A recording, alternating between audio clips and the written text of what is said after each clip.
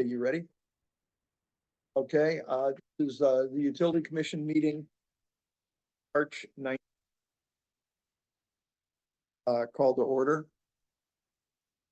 Let's take attendance. I've got a little list here. Hiram Cantu, Here. okay. Mike Collins. Here.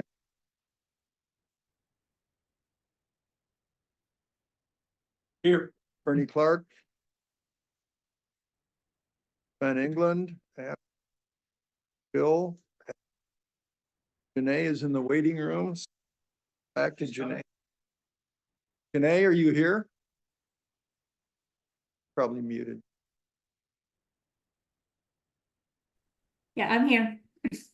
Okay, good. Krista, Here. Karim? Here. Rich Townsend here. Okay, I think we have a quorum. First bit of business is the minutes. And I'll tell you, we passed out, I believe, a copy of the minutes. I apologize, they didn't get filed last month. So I went look copy and send it. But if we could look at them, why don't we look at them through the meeting, and let's come back at the end of the meeting. They're very simple. If I remember, we talked about burying the water.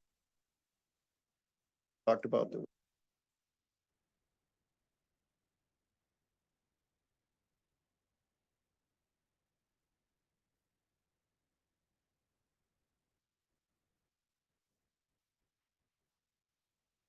does anybody have any problems with this at first?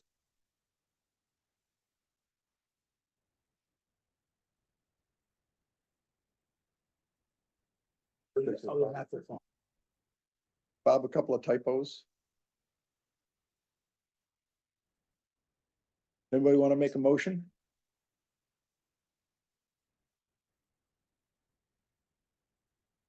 All those in favor? Is anyone opposed? Okay, they pass. Good. Okay, with that, does anyone in the room or on Zoom of the public want to make any comments relative to items that are on the agenda tonight before we get started? No? Okay, so then let's move forward to point 4, which is Eversource Bob Handler. So Bob, the floor is yours. If you'd introduce yourself, and as I told Bob on the way in, Tiger said, "Oh, good, you got the good guy here." So,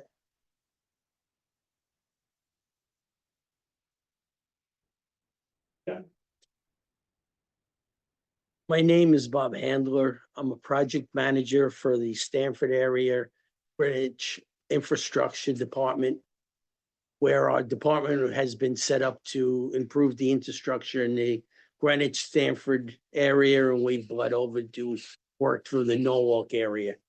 Canaan is technically handled for our company through the Norwalk office. It's their district work. When I was asked to come today, I thought it was in reference to a project that I'm currently doing in downtown New Canaan now, where we're changing out transformers and upgrading the whole downtown system. Then I found out that you were looking for more information about projects. So I put together a little PowerPoint presentation about the project that I'm directly involved with, another project going on this year, and then projects that we're expecting to do over the next couple of years. So you'll see what's going forward. Although I work with the distribution part of the company, the current everyday problems or things like that is a little removed from that right now. So if there's any concerns or questions, I can always address that or go back and get you information, find out about it. But I have to say that working in this town has been beautiful. We've gotten great cooperation from all the merchants, all the people that we've do with downtown. Working with Tiger is just fabulous. He gets things moving. He understands what our issues are and works full cooperation. It's a pleasure to be working in this town and doing this project. So I don't want to read everything off the screen because you have that, but I just want to give you the scope and the overall part of the project. In downtown area of New Canaan, there are 6 major transformers that are in the ground. They're called our network transformers. All those, without getting too involved technically, all the transformers are tied together on the secondary side, and the customers, all the shops and merchants are all served off of those transformers. The dilemma with that is the equipment has been aging over the years, the secondaries and the wires, and there's only limited feeds going into that. So if we lost the feeds at a crucial time because they're supplied by overhead feeders, you would have a problem where only 1 or 2 would be supplying all that, and it could potentially not turn itself off and go into a burn down. So these small network systems that work fabulous, like in Manhattan and big cities, in a small town area, doesn't serve you the best. It makes it nice that if one breaks down and one transformer breaks down, that everybody's still supplied well and you don't have a glitch. But if there's a major problem, it could burn up the system and then it'd be months of recovery in it. So our project is designed to eliminate these networks, put underground and keep everything underground that nothing's seen, but they're individual transformers that we call UTCs, and they work kind of radial. They're supplied and they only have limited customers that it goes to. Not everything's tied together. So for this project, our dilemma is we have to break down the network surgically to have certain parts of it still energized with the network and introduce the new equipment and new transformers. And we're doing that in little stages. We do the cutovers at night, not to disturb any of the merchants, but then there's usually the 24-hour business like the gas or some apartments that will have it. But we've been going around pre-soaking everybody what our plans are and what we're doing. And then we do the cutovers. About a month ago, we attempted one of these cutovers. And for the first time, we had a new piece of equipment that was tested fail on cutover. And it failed in a strange way that when we tested it and it was just energized, it was working fine. We did it in the middle of the night. We tested it before we left. It was fine. As load built up and customers were coming in, they were getting crazy voltage. So we were back that next day and had to change it and cut them back over to the old system, which we left there as a contingency in case there was a problem. So we'll be doing 6 of these cutovers. We expect the project to go through probably midsummer will be completed with all the cutovers, and then into the fall, just have removal type of work and that. But for the project of this scope, it's a little over $4 million that it's the cost to do. We have 2 new manholes going in, one on Forest Street and one that was on Elm Street in front of the new Dunkin' Donuts. And then every one of the other locations get what we call handholes, which is a hole about the size of the center opening there where we make our wires and our connections. So this project's been in the planning stage. We did as much of the physical construction of the civil work, the underground, that we could do last year. We're bleeding over and doing some change out in tops. You'll see like the Penta crews are working on Park Street now and different places. And they're going around the town doing the physical infrastructure underground. And then we're coming in with crews pulling in new wires and changing out these transformers. So like I said, I hope this project will be finished up at around midsummer or so. If you go to the next slide, I don't know how well you can see it here, but this is a little picture of the downtown area and where these wires go.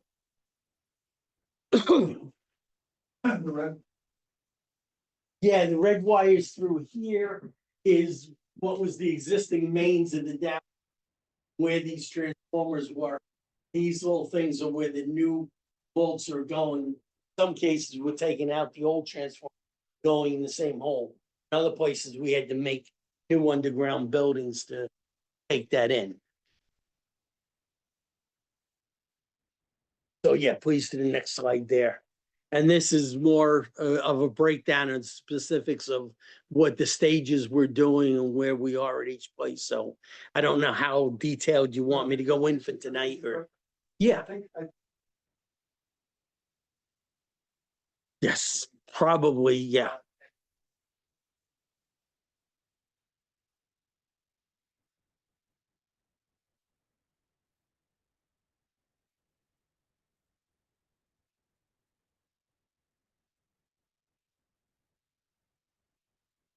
Yeah, this is a big expense, but I mean, the time has come. A lot of the service wires going into each building have been upgraded over the years as a building redoes their electric system. They'll get another pull into the building. So those wires have been upgraded. I think 2 or 3 years ago, and it might have been the catalyst for starting this project, one of the network transformers did go on fire and burnt up some of the secondaries, and they put in some new stuff there. It was before I was involved with it, and the district was doing it. So yeah, I think this job will be, you can't prove a negative, but you feel that you're preventing what could be a bad thing in the future.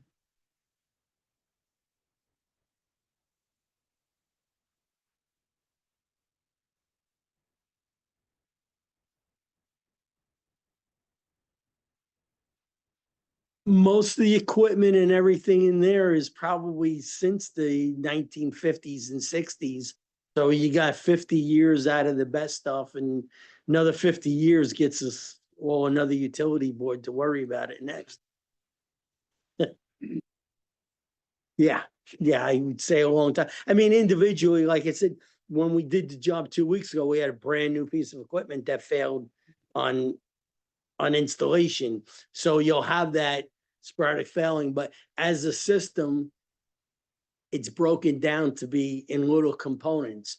So if we do have any future failures, it's not going to be the whole downtown strip. It'll be, 15 or 20 shops or something like that, that until the equipment's changed out and that is manageable to bring in generators or something like that to keep them up and going. Okay, well, So, yeah, okay, so again, this is another picture of where the work is going on, the detail you don't need. And then Lakeview Substation is on Lakeview Avenue. You might recognize where it is. And that's another project that's going this year. I'm not involved indirectly in it because other groups are doing it. I've concentrated on detailed underground work. This is more of a substation job with small portions of it to changing out the underground. And in the substation, the catalyst was for this, we call it a contingency overload. And our method of describing an overload is we take the rating of cables and we derate them by 80%. So we only use 80% of the full capacity of what the cable is. And that we use as a summer peak. So if there's another cable out, we shift the power onto that cable.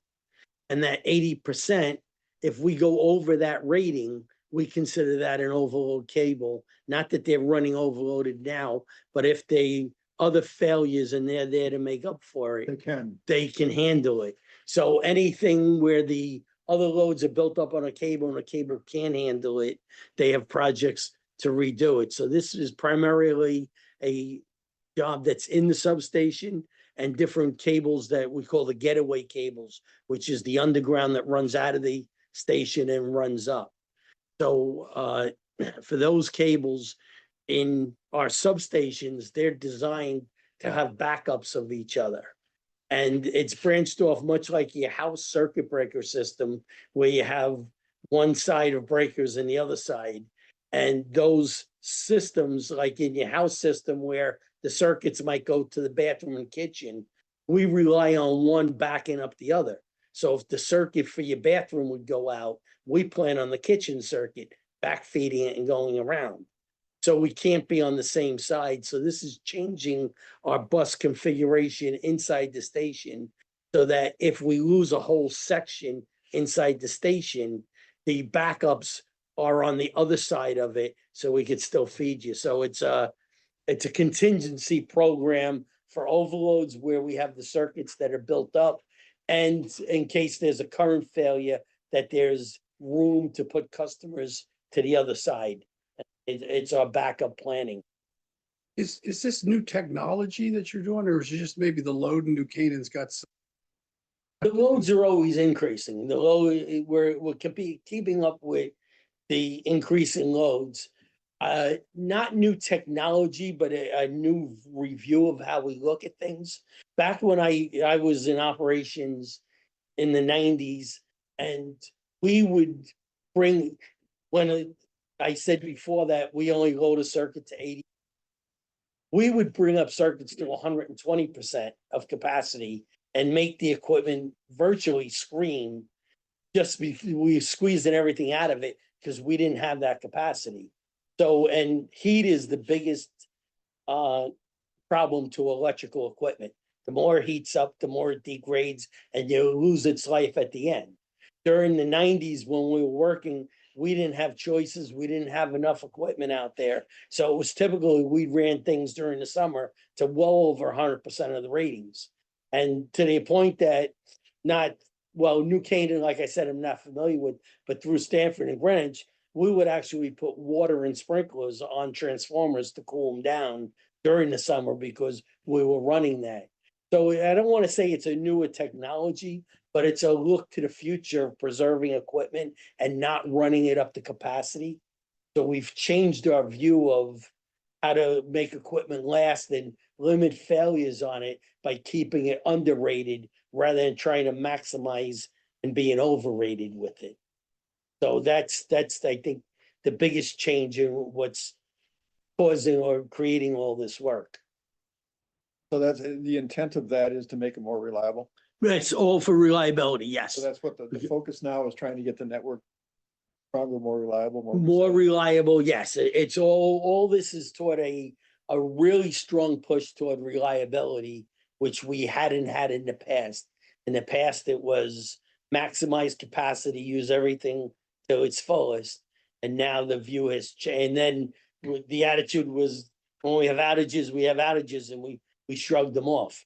Now outages are not acceptable, and large and big scale outages are absolutely not acceptable. So we're babying our equipment not to run it to that point. But So- you may or may not know this, but if you have changes in the indicators that on your, how long.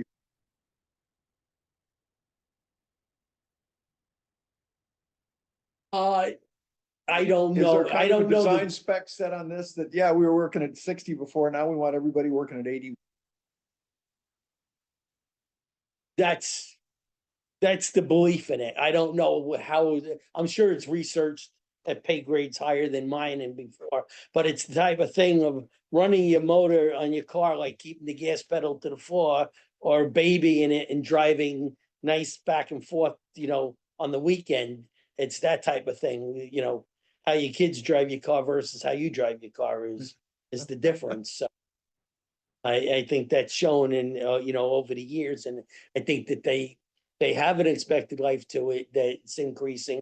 And I think we've seen it. I think, locally, we've seen less issues, and not just the storm hardening that we're doing, but the easier on equipment is getting longer benefits out of it. And Are you designing in more backup? much more backup. Over the years, the overhead system is basically a radial system where every feeder would go out and supply a part of the town. Then gradually through the nineties, they started making the overhead feeders with ties between them. So if one went out, the other one could pick it up, and you'd let it go to the overloaded condition. Now we have automated equipment on every pole and throughout the system, not every pole, I'm sorry, exaggeration, but we have automatic reclosers that sense when another section is out, it looks for the fault, and then it closes back in and picks up areas. And we sectionalize the feeders with reclosing sectionalizers, so that if an area goes out, part of the circuit will stay out.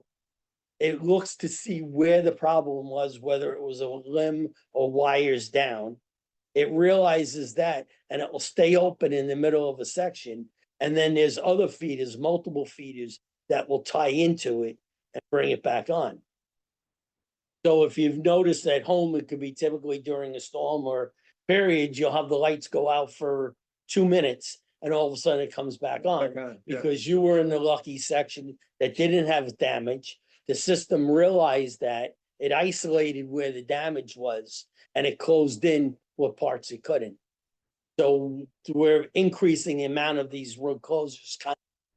And these projects pick up additional recloses and additional sectionalizing where they're trying, where I said that that system will break down the power to where the problem is. They're making that chunk smaller and smaller so that the problem gets isolated to a fewer amount of customers in between and the rest of the system can pick it up. Janie Hunter has her hand up. If Oh, she- Sure, I'm sorry. I have a quick question.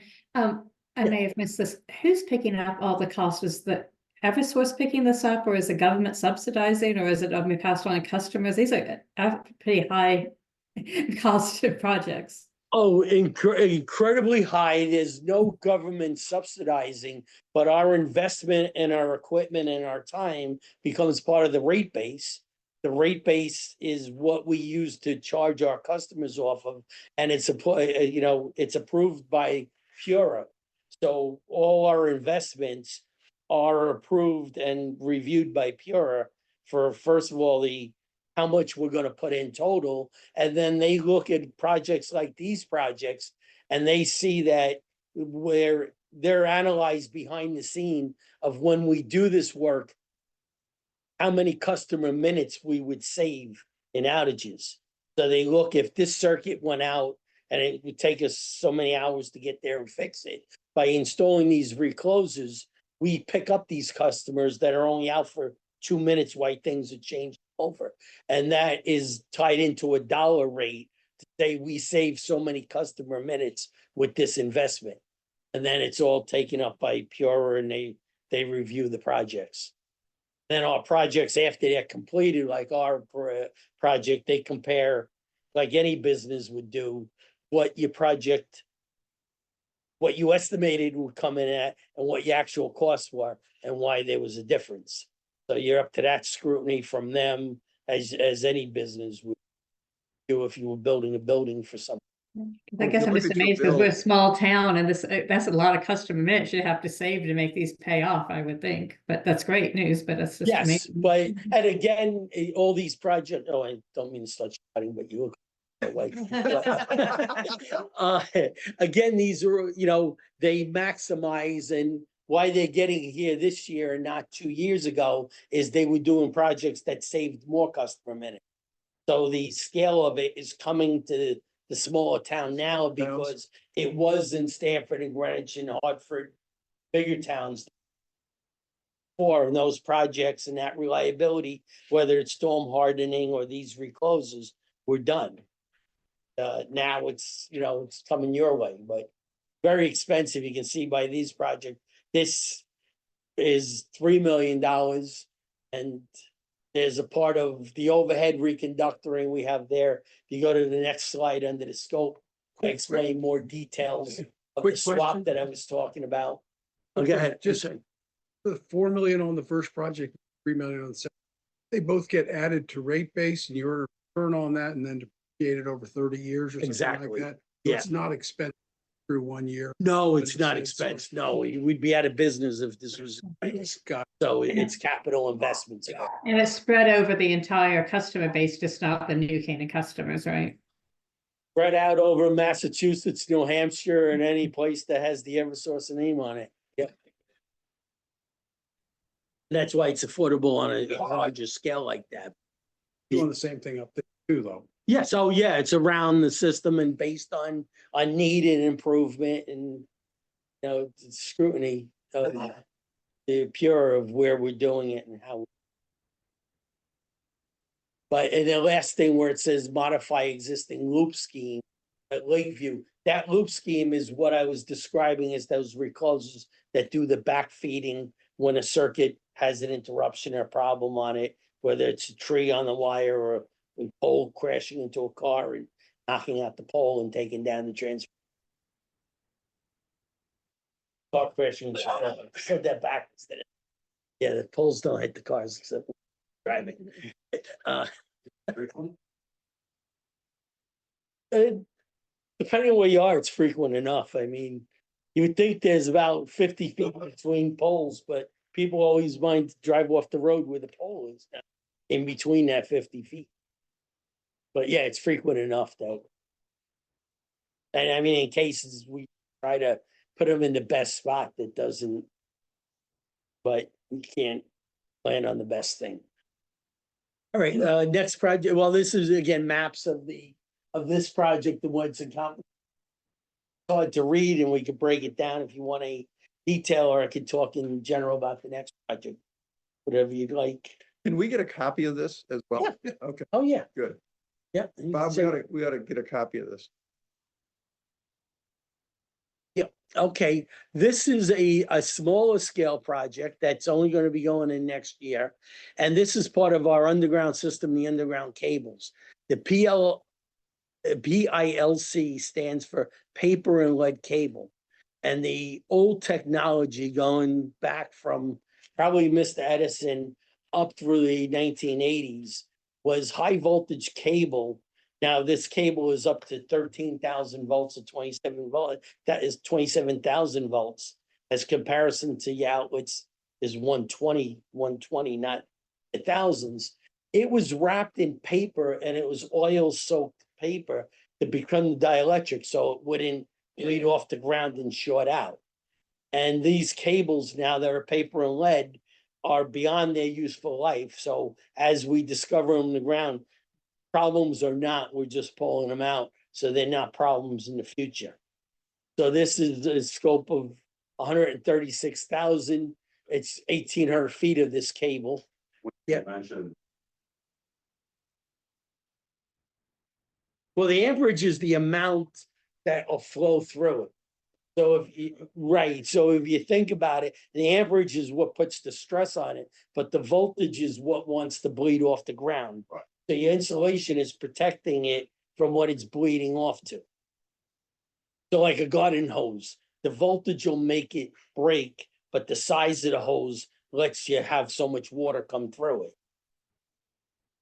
So for this project, again, it's 1,800 feet, so it's 136,000, but that'll be pulled out and new rubber cable will be put in and spliced back and forth. But that's a job that we've been doing through Stanford, Norwalk, Greenwich area, and as we find it, we're changing it out. But so much of it was around. I remember when I was in operations in the 1990s, we were changing out that type of cable. Tell you how much has been around over the years. So this is one of the last of the pieces. So again, we got a little map of where that's going. If you're curious, or look at the demonstration. And these are buried wires today. They're in pipes. These wires that I'm referring to are in our conduit and manhole system. Because of the size of it, they're not just buried in the ground. They're in pipes, and then they terminate in manholes or vaults underground that are sizable enough to get in and work in them. Did you dig up the street to have to do this? In these cases, hopefully not. We're expected that we're gonna pull out and pull no in.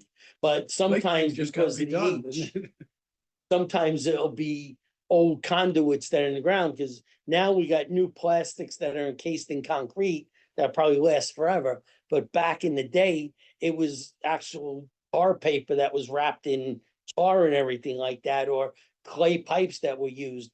So it's possible when you're pulling out a cable, it'll collapse. You can't get the new one in. And then we're digging up and repairing that part or the whole run, depending on how bad shape it's in.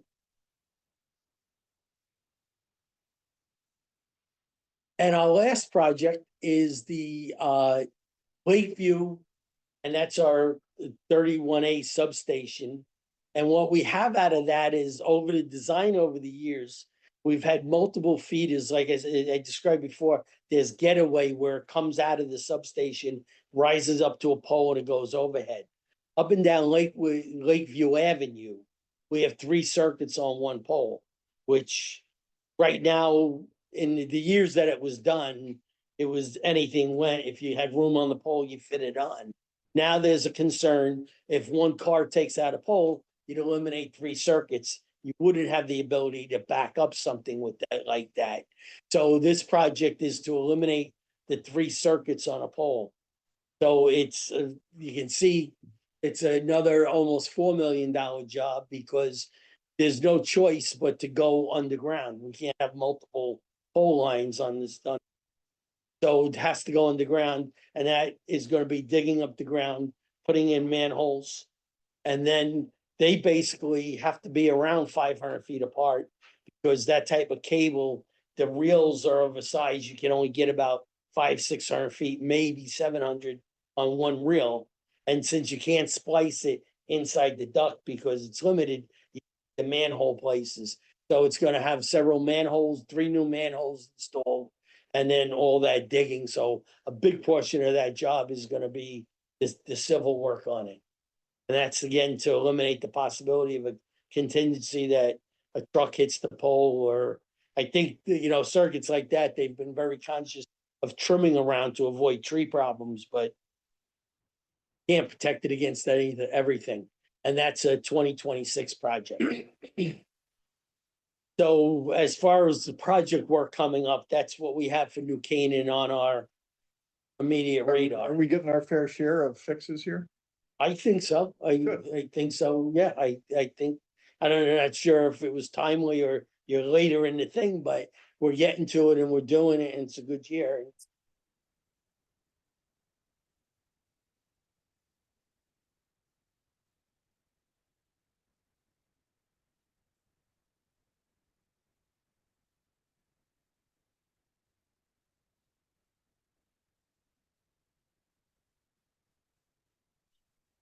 Well, in the more remote sections of town, they constantly review the amount of outages, but they're not project style repairs.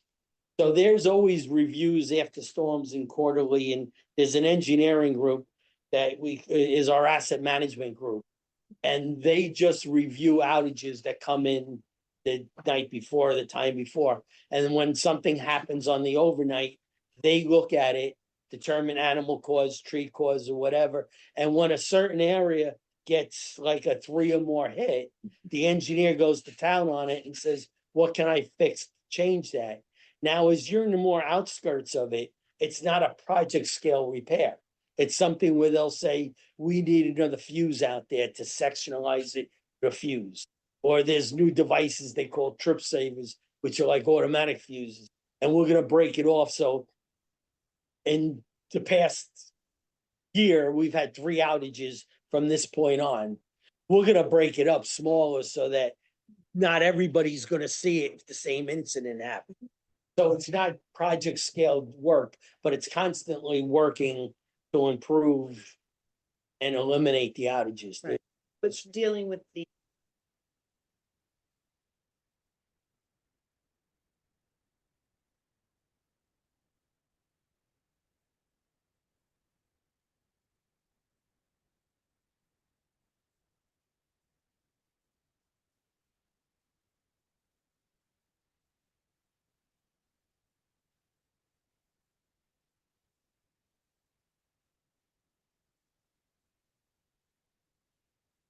Wires, and it's not just you, I'm sure like has their. Oh, I mean, work with the other.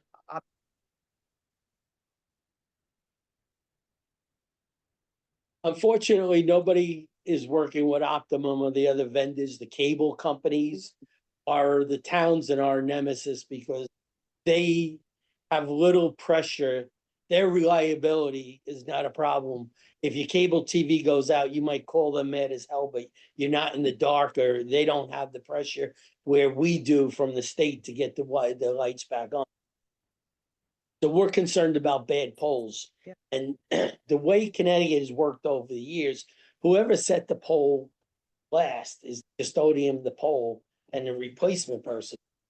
So if it was a telephone set back in 19, it's technically theirs. Since the 1950s, the phone companies changed 20 times over. And we take it on ourselves now that we don't wait for them to set, if they're not getting out there, we set and put new poles in. And I know there's cases, Tiger called me with a big issue that he's had is with 2 poles there and the old pole is rotting apart at the pieces and nobody's taking it out and we have the new pole there. We look to get the new poles in our equipment. We have the conscious reliability, cable companies, phone, whoever it is, less concerning. So for the aesthetics of the double poles and things like that, I tell Tiger, if he can get anybody to take that off the pole, I'll get it pulled out for him and I'll have over the past.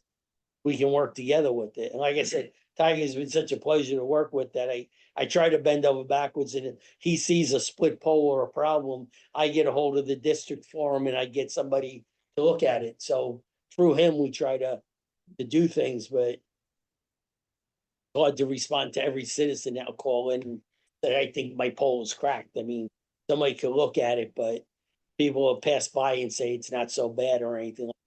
Tiger usually brings things of a higher concern. He can judge and look at it and say, want to take a look at this one. As we look into the future, are you gonna have a continual capital deployment here within the projects most every year that? I would think so. I would think that there's a I don't know the details of it and exactly what they're doing, but overall, the company is having a continued capital improvement program. They're always looking at it. They're going for new technology. We review feeders with helicopter reviews where we fly above it, look at it from the problem from the top. We use drones now that take videos of it. We fly the pole lines looking for cracked problems. If you notice our new construction standards, all the cross arms on the top are this light gray and they're a fiberglass. They're no longer wood. So they are not subject to rotting out and breaking on their own. They're sturdy and they'll outlast the lifetime of my kids and grandkids probably because they don't rust, they don't break, nothing breaks them down. So, and I think they're even, looking at or experimenting toward going toward steel poles and other type of poles to have something even more steady. But I think company-wide, they're always looking for capital improvements. And like I said, the big consciousness toward reliability improvement. And I don't know when they're gonna reach that level because everything has a cost to it. And, you look at it and say, okay, my lights haven't gone out 5 years, but I can't afford my electric bill. So you're on the flip side of it. I can't afford to see if the lights are working or not. So you can go to the extreme that way also. Well, what else have you got to tell us? We're gonna move to John. Okay, Sure. no, I'll go open for questions, or if I don't know it, I'll Anybody find else it have out. any questions? Janae, you okay? Well, thanks for the time for. Yeah. share this with Yeah, you. Rich, Yeah, thank you very Rich, much. Rich, I have a question. I have a Hiram? que- Yeah, Oh, good. Yeah, so the question I have, and we all sort of touched on this, is project prioritization. I think you described well in terms of sort of how, as a rate-based utility, how projects are prioritized, how you can save the most minutes through your service territory. When you get to an area in a community like New Canaan, for the most part, because of the amount of people and minutes that can be saved, it gets smaller and smaller. The projects can be less prioritized, and we sort of get the dynamic, and it's and you ultimately have a mandate to serve, and the Pura mandates that. So not a question of that. I guess I would go to what is the group that is establishing the priority of projects and the timeline? And to the extent of, is it possible to get a sense of, well, these are the projects, at least in the next 3 years, and you sort of described them. This is for New Canaan. And maybe you've just described them. I guess as a community that's focused on New Canaan, I guess I'm trying to figure out how to understand, like, well, there's this other project that maybe down the line that maybe makes more sense from your perspective of, it being in Norwalk or in Stamford in a more dense area. But as a community, we would like to prioritize it higher. And while we could independently work on that, is there a way to understand what those projects are, how those projects are prioritized so that we can make a determination on whether, or would want to voice our support for a project to be prioritized greater? Well, again, like I described the major projects that we have on the immediate horizon. As you get to the outskirts, the projects become prioritized by 3 or more outages on one circuit or one area. They're continually looked at by our asset management group, who have basically what they call circuit owner positions, that they are in charge of that circuit. So again, not a project scale, but repairing scale, when they have multiple outages, they're looking at stuff behind the scenes to make that improvement. So if you know of specific areas that are a problem, from the address, you can get it back to Chris. Chris can get to that circuit owner, and you could say, everybody on this street is just upset because it's always, I gotta start over because you're here. I want to. We're on a roll. Have a. I am. They're just about ready to kick me off. I'm talking too much. But anyway, so in specific areas, if you have a question or you're just saying, Brook Street or whatever it is just out a lot, you could bring it to Chris. Chris could go to that circuit owner and say, is this true? They've been out, and they could pull up the reports and look at it. And then he could say, what are you doing? And he could come back and report it to you. So on specific areas, we can continue to address your concern. Again, it's not project size stuff, but there's repairs that could be done, isolating, more fuses put in, more trimming. Again, they'll look at what these outages were from, and then they'll address it. We have a presentation in here, citizens is looking at trying to figure out how to get our wires buried. And what he brought in, which I thought was an interesting way to look at it, is and I don't know where he got all prior storms, how long the outages were, hurricanes that went. What he was interested in doing was setting a standard for what the goal was in terms of how long people could be out. But he threw on the table, as he said, I think what we ought to do is we ought to have a goal of for a hurricane situation, we would anticipate being able to get everybody back. I'm just wondering whether I would suggest that you we buy guys, everybody a generator. well, they've already, It'd probably be cheaper than putting the wires on. they've already bought their own in New Right, Canaan. okay, a lot of right? I them mean, have helped out, right? But are there standards like that where people are working the design fact that you're kind of is? Most of the stuff that I've been involved with, people want underground wires for the aesthetics of it. They don't want to look at the poles and wires, the ugliness of that. So I know currently we have a project going in Bellhaven in Greenwich, which is a low rent district. And they're going underground, and basically because they could afford it, they're gonna do all the civil infrastructure, all the pipes in the ground. And we're charging them full freight to pull the wires in it and cut everything over. And this project has been in their consideration for probably 3 or 4 years now.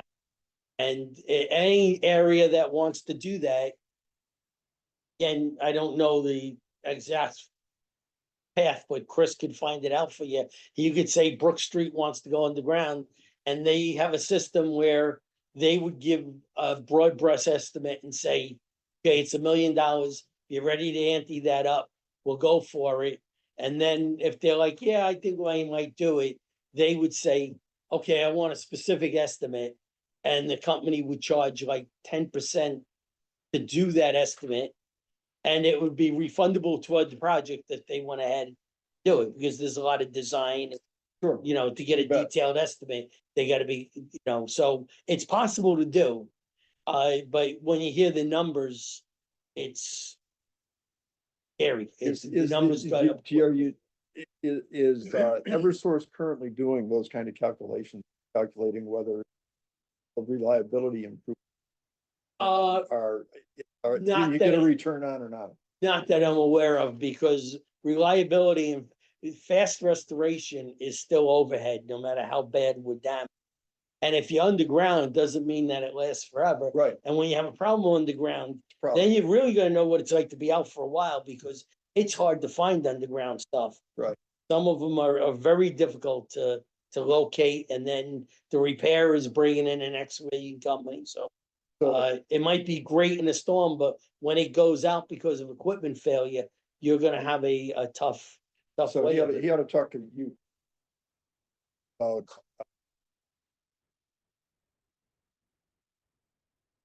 Cost of putting. But could we reverse the problem, meaning what might be interesting is to know the statistics of how long all the area and you can susceptible to not having electricity, because that could be helpful to even advise the cities to have their own generator if they don't. Because sometime, like from my experience in UK, and I'll stay like several weeks without electricity. So rather than asking you, hey, can you tell me if this street is a problem, it would be better to, is there a way for us to give us all the data? Well, So we as can we look at it. continue with our projects with reclosers and things like that, we are minimizing your outage time, whether you realize it or not. It's always cutting into that outage time. When Yeah, we of add course. another recloser, we're adding another way to backfeed you. And it's all problem dependent. So if we have a category 2 hurricane come, it's hard to base a design and estimates based on that, because the whole town could be out. No. So I'm sorry. But, Maybe I'm yeah. not clear in my explanation. What I was trying to say is that gauge how much like issue we have in the entire New Canaan specifically, because what I could do, let's say, I think it's a silly idea, is like ask you for all the different streets in New Canaan and tell me if you have problem or issue in distributing. So rather than doing that, could you give us the entire view on the entire New Canaan area? So That was, that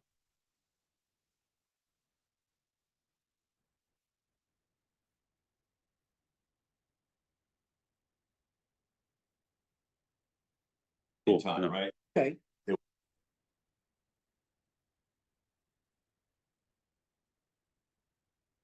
1,800.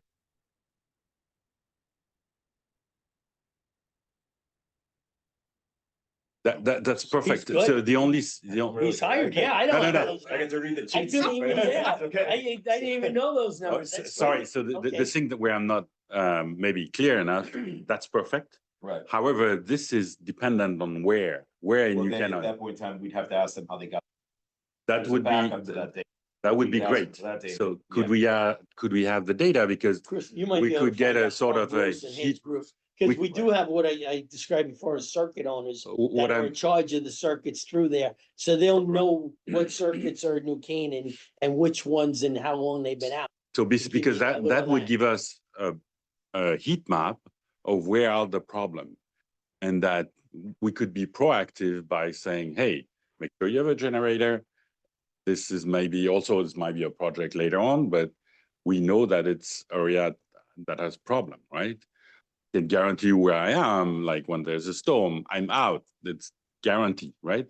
So what I'm saying that if you give me the data from the map, I can infer with the heat map where are the red zone and blue zone, right? Yeah, he could look for that, but if with that data, we should also be looking at it saying, how can we improve that area? Of too? course. If Yeah, it's yeah, a yeah, troublesome absolutely, area, absolutely. Yeah. We should be working it toward the Both, same yeah, end yeah, also. sure, Yeah. absolutely. But Okay. what I'm saying is that give me the data. I'm a data lover, so give me the data on the map, and I can produce this heat map, right? And so that's good information for everybody, including all the citizens, because they might wonder, hey, should I spend my money on the generator or on the solar battery? And they will have the answer, because like this statistic are not a joke. There's a lot of trees and a lot of percentage. So I think this is great information. We just need more detail. Yeah, the data would be better than anecdotal information, and for people to make decisions with as much information as possible, and for us to be able to guide that. And And plus, we could advocate that there's some area where we really need to do an improvement, right? But like I said, that should be standing out and we should be headed toward that, but you can find out from the circuit owners if where or what their issues are. And the arborist, right? It's a tree related issue. Arborists go. They have the permission. Sure, but Yeah. then we could highlight like, Yeah. hey, guys, like, there's like so many outage due to your tree. Please do something. It just reminds me of all the legal ads I hear where they say past performance doesn't guarantee future conditions or something. Not in And this that's case. so hard to say what No, no, no, happened no, in no, the no. past or Wait. what outages So, no, doesn't mean that you're that's, gonna be out again, right? that's not the case. Yeah, So I mean, I okay. can spend offline explaining, but Yeah. no statistically, problem. if you play a game, right? And if you have several outage in a near location, the more you have outage, the more you have confidence in predicting that you will get outage, because that's just capturing the fact that there's some deficiency either on the line or deficiency on the tree. Right, but what I'm saying is this group that's looking at it, if they see a deficiency of like 3 outages, they should be working towards something like that. It shouldn't be just, okay, sorry, we were out 3 times, right? So I'm saying, I But- totally agree but- with you, but Mhm.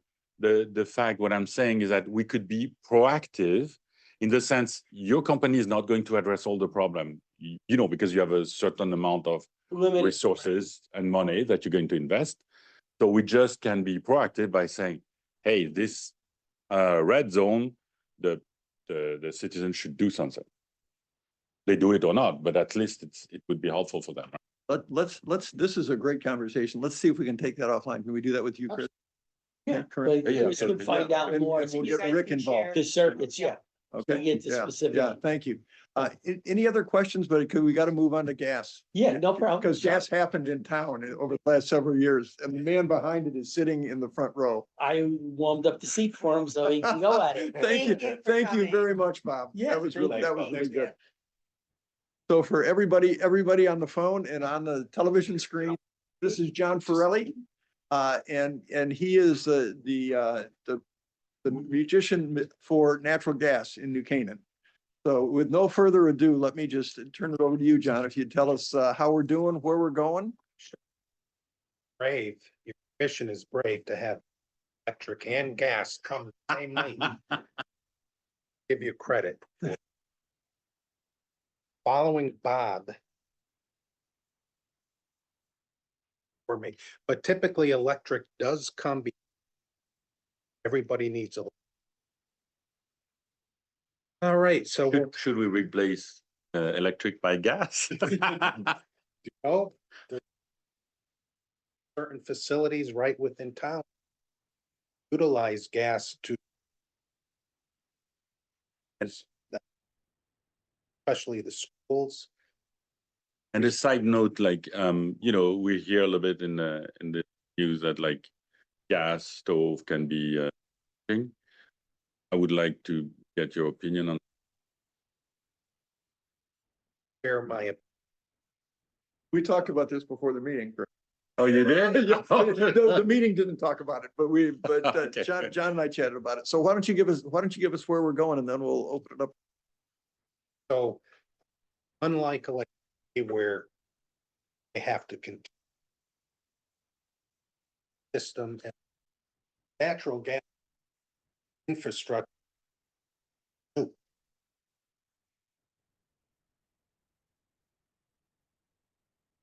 I'll give you a quick. Breakdown of. Who we are. So we're the gas utility. Part of Eversource. Much smaller in nature.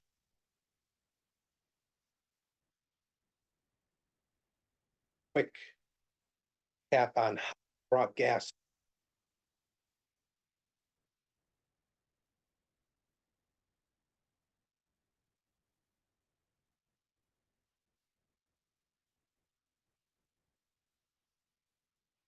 He really was. Key player.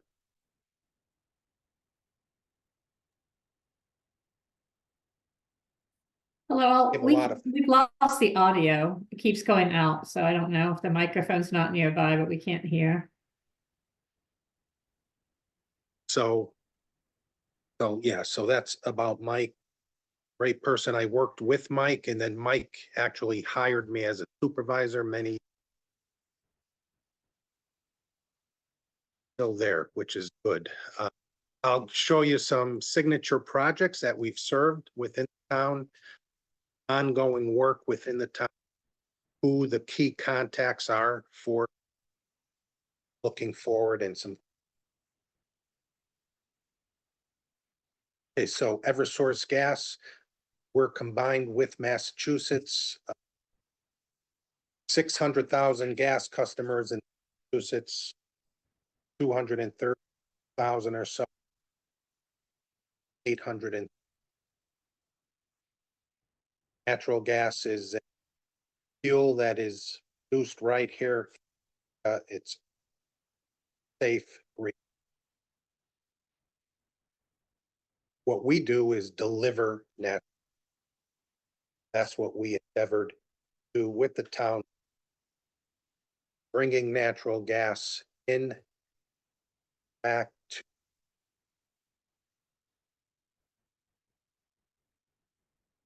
Have some numbers. How this all came about, there was a program called Comprehensive Energy Strategy. Was enacted into legislation by Governor. That comprehensive had many different gas. Make gas more available for areas within. Canaan was.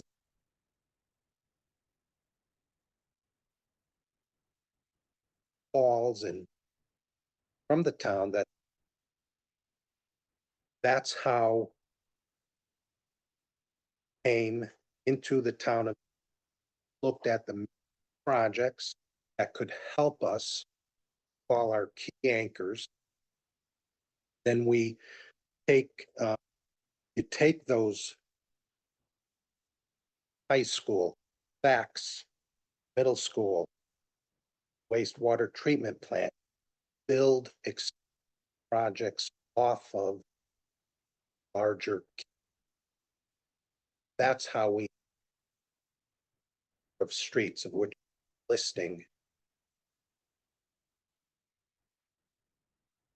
This is not the greatest of maps.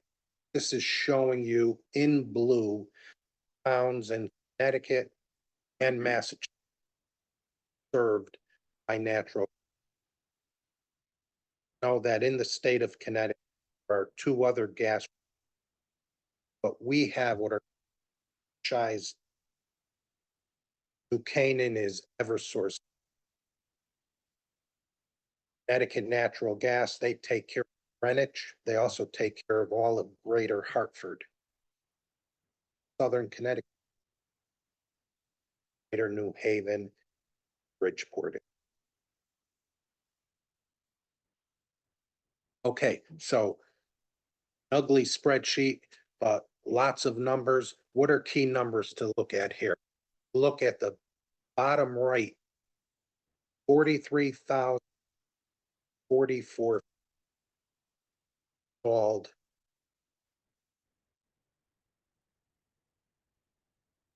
Shows 2009. That's. He actually began construction. 18. Lot of work. Lot of street. No. Was not easy. Trenching for gas utility in. A. Construction project. Difficult. Trench. Difficult. Store properly. Any issues. Some. Fortunately. First companies that came in as a subcontract. Really under. That did not sit well with. Or did it sit well? They eventually were removed from the system. Work. I think we've shored that up some. Say, are we perfect in what we do? We're not. But we try and try to work with Tiger, worked extensively with Tiger, with Kevin Moyne, Bill Ostman, Tucker Murphy.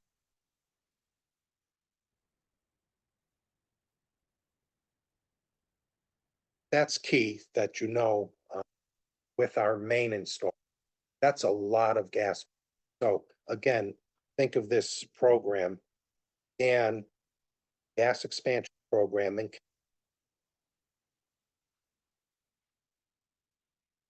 state ended the program 18 months prior to, it was supposed to only run for 10 years. They cut the program 8.5 years. Couple of reasons. One, they didn't say that we could not they said you can't expand it backs of. Also, state, like many states, they're looking at electrification, get off of fossil fuels, so they felt it best in state residents stop the gas expansion. Pros and cons with part of Eversource going to do what our state regulators tell us to do, well as what our. Can we still service gas customers? Of course. Can we take on additional new customers in New Canaan? Of course. But we don't have a menu of tools that we had rates that had adders helped absorb some of the costs. Just like electric, they look at things over time too. We amortize all of our gas installations during the expansion. That has since been reduced 15 years. That's a big hit. And losing 10 years, a big hit, and makes expansion a bit more difficult. Not to say that we can't. There could be costs. Customers that want natural.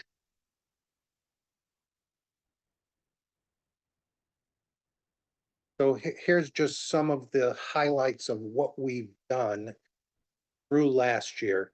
Over 43,000 feet of gas main, over 440 service laterals to different customer sites. Those are homes.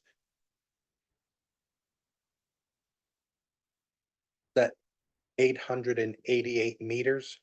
This is probably about a month of. What are some of the key customers that serve within South and East? Backs.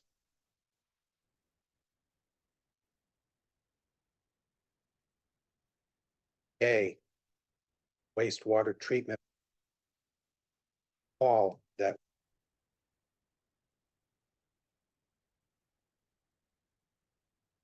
Merritt Village. Kings Grant.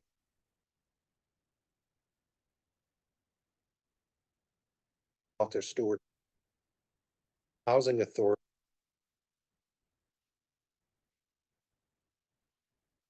Lapham Community.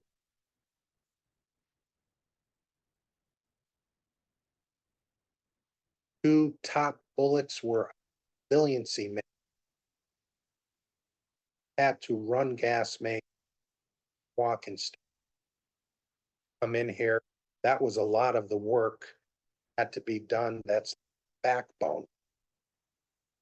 Then developed product off of those.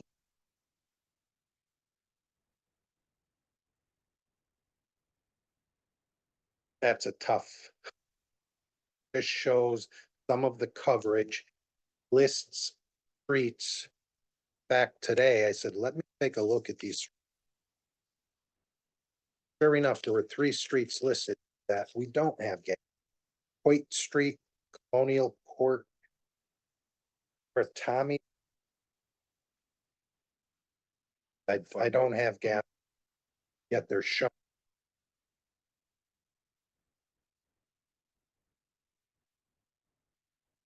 I think I have one other. Yeah. You get over. They don't show up.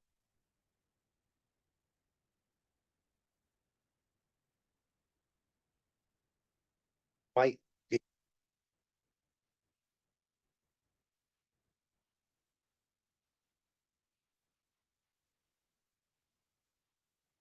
So, this is all what we've done. I was asked to give a brief recap where we are now. Something to, on the gas side, they're not aggressively selling that. Doesn't mean.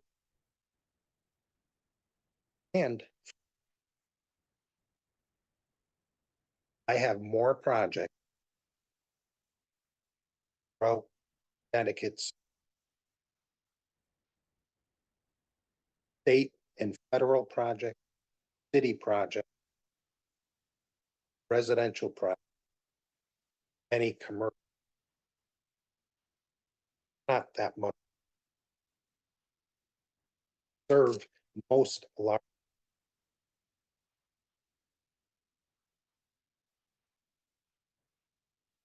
That's where we are. That's what we're doing. We will continue to serve customers and requests. If a neighborhood, we would enter serving. It's a lot of work. Can't market. Order of the state, we cannot, send mailers out. Breweries out, used to be able to do that, not just us, but the other 2 get. But we have contact people, myself. All.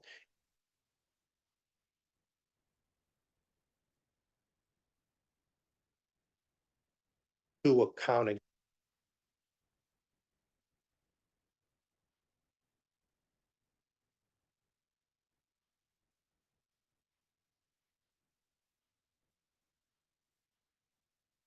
Temporary base. Jason's act based out of Windsor, very far from here, but just like many have issues. Personnel and who's. By. Yeah. Fortunately for you. There's other good people in this. Jason is. He will help with larger scale.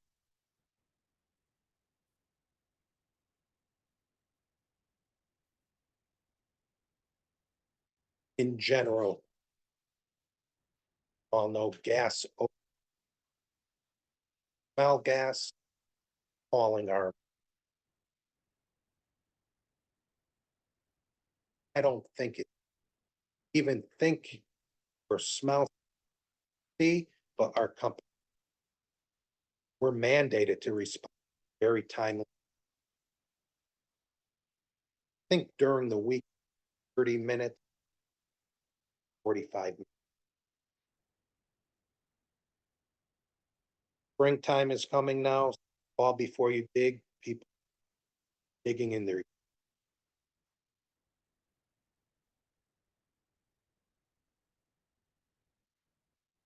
Stay safe.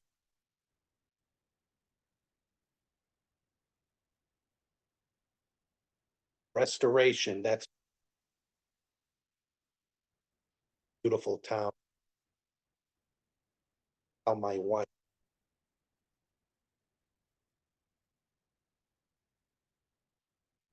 I come into.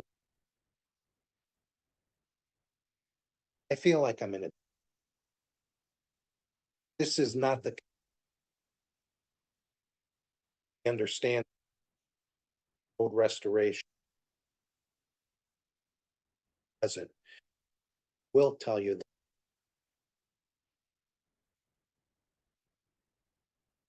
Works under.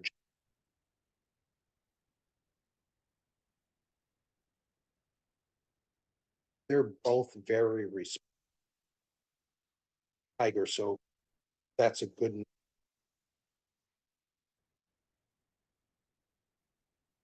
Will respond, just like.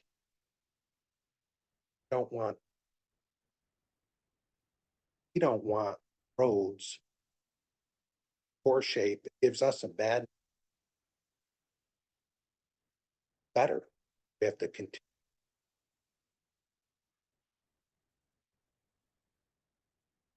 Any sales related?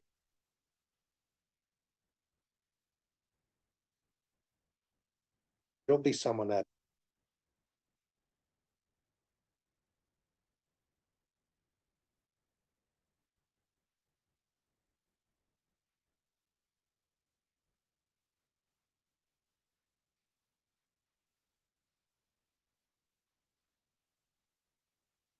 They're going to.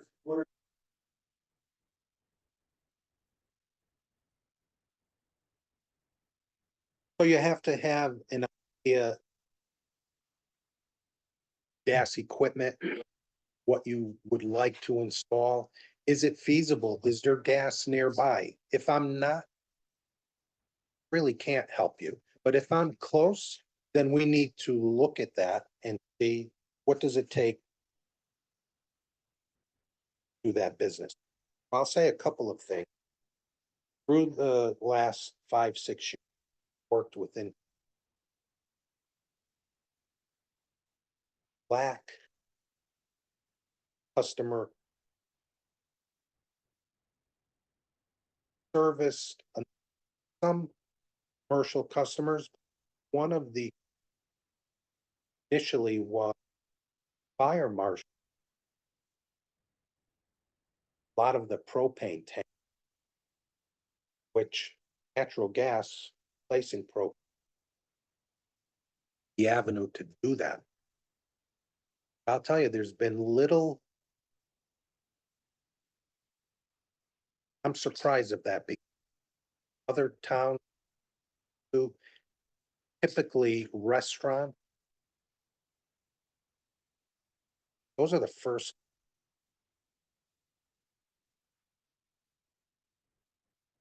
I haven't.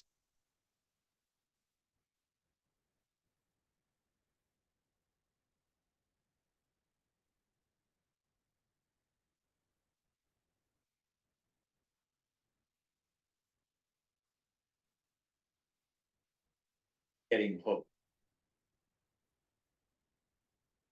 I.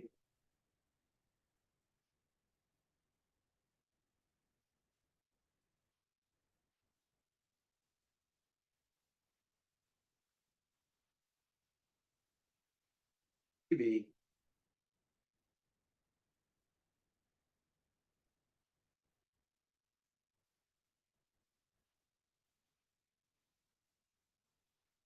Tell you though that on.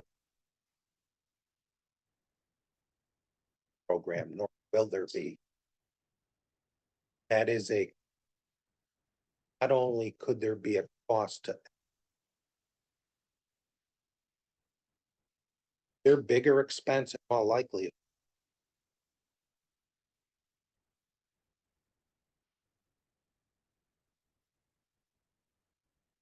There are firms. Do that type. What I could say is they should get us. They're busy with. Put a phone number in.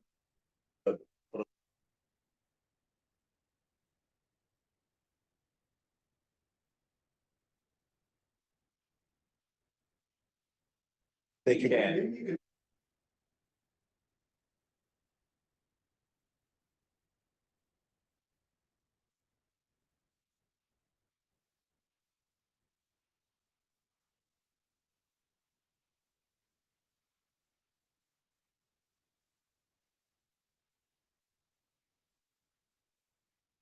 Yeah, and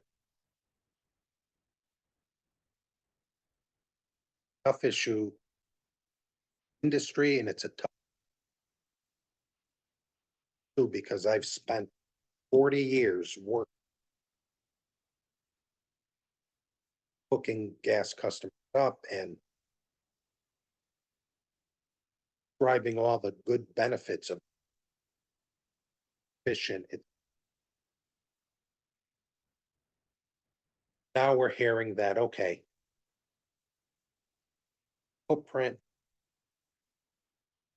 off of fossil fuels, and look, that's coming.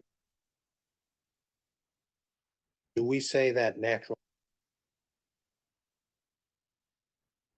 Is it going to happen quickly as state and other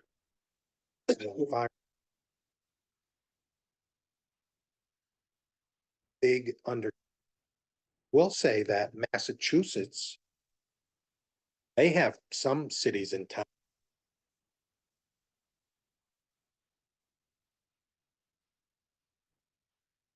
They recently, Department of Public Utility Control,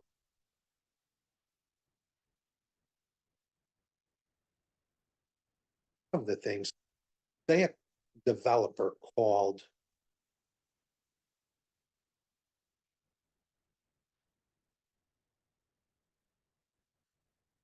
our company just developed a questionnaire.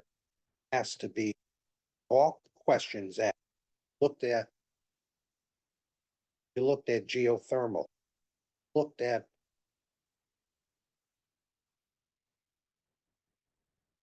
fuels for your home. That hasn't, I foresee that.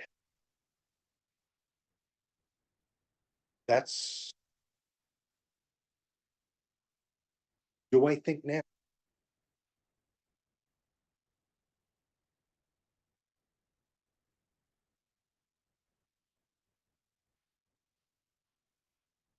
Schools.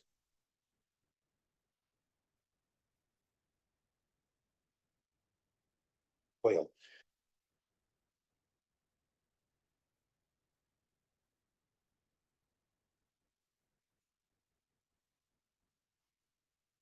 Hey, we're gonna just renewable natural.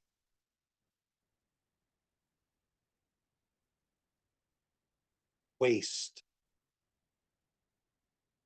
We have a Ellington, Oak Ridge, Dairy Farm, 2,000, over 2,000 take of the cow poop. We don't take, farm takes it through a, that's going to, eventually that's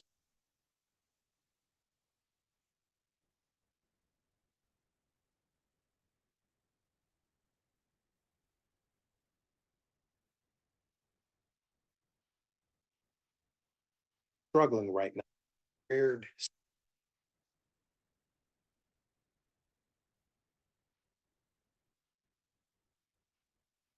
We'll try our best to.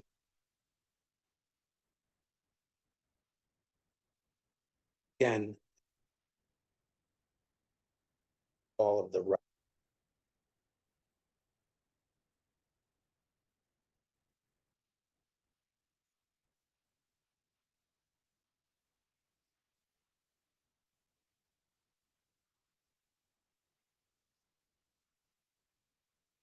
Fail, you've.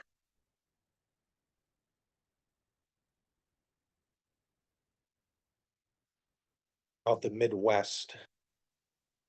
Very large. Southeast part. Very large reserve. Then on more local.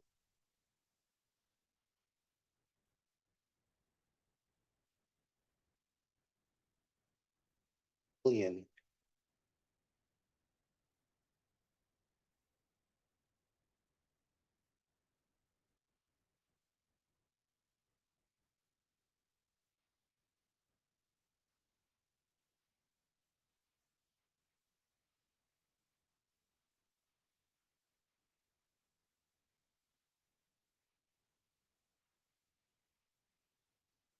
help with the flow of gas. Colder.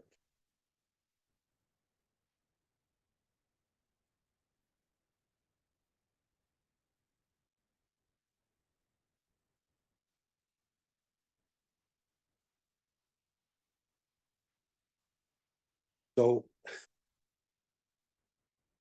typically natural gas more favorable.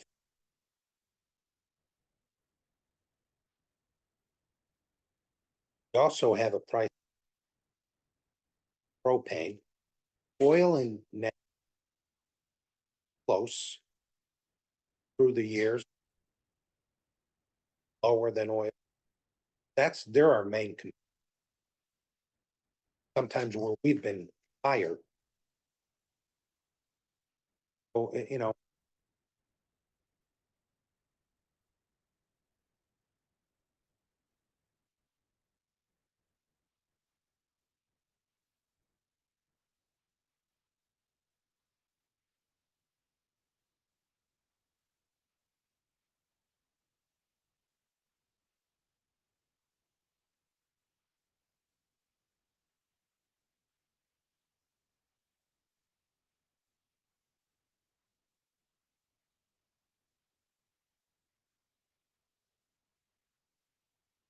course.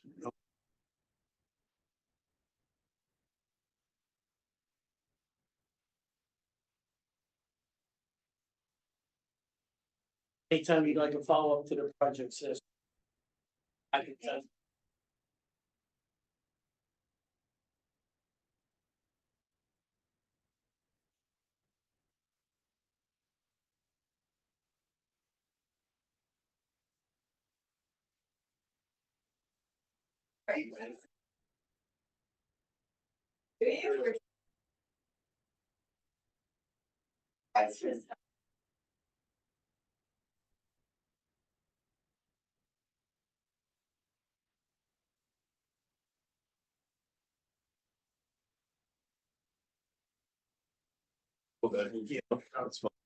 Fortunately, you're leaving, but. Between now and then. Rich, I'm gonna zoom in, all right? Yeah. Yeah, I'd like to. I'd like to. Thank you. Thank you. Yes, I did. I did. I got both rooms, but thanks.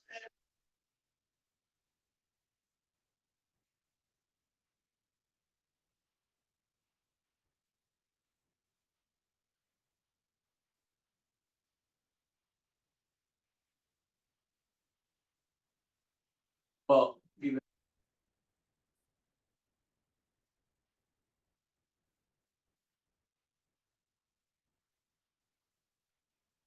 Alex Wassilou. Hi there. I am having a little trouble hearing the mic and catching every like third word or so, but can you guys hear me? We're just getting started with all this new equipment here. Are you hearing this better right now? To be pushed on. Indeed, yes. Yeah, we Indeed. couldn't hear the Okay, last that's- presentation at all. Oh, no. You know Mhm. what? His microphone was off. Oh, You okay. have Maybe to he push just this turned it off. button. We have a new audio system. Oh, did you? Yeah. Can you guys hear me? Yeah, I can hear you now. Mhm. Okay, Yeah, you need to be directed at the microphone, okay. You We'll be have to mindful be- of that. 6 inches, a foot away. People are just stretching their legs. Sorry, we've been at this since 7, so we had Eversource come speak to us in Yankee Gas about update us on project on in town. So, we will try to keep this to half an hour. Gets back, which should be.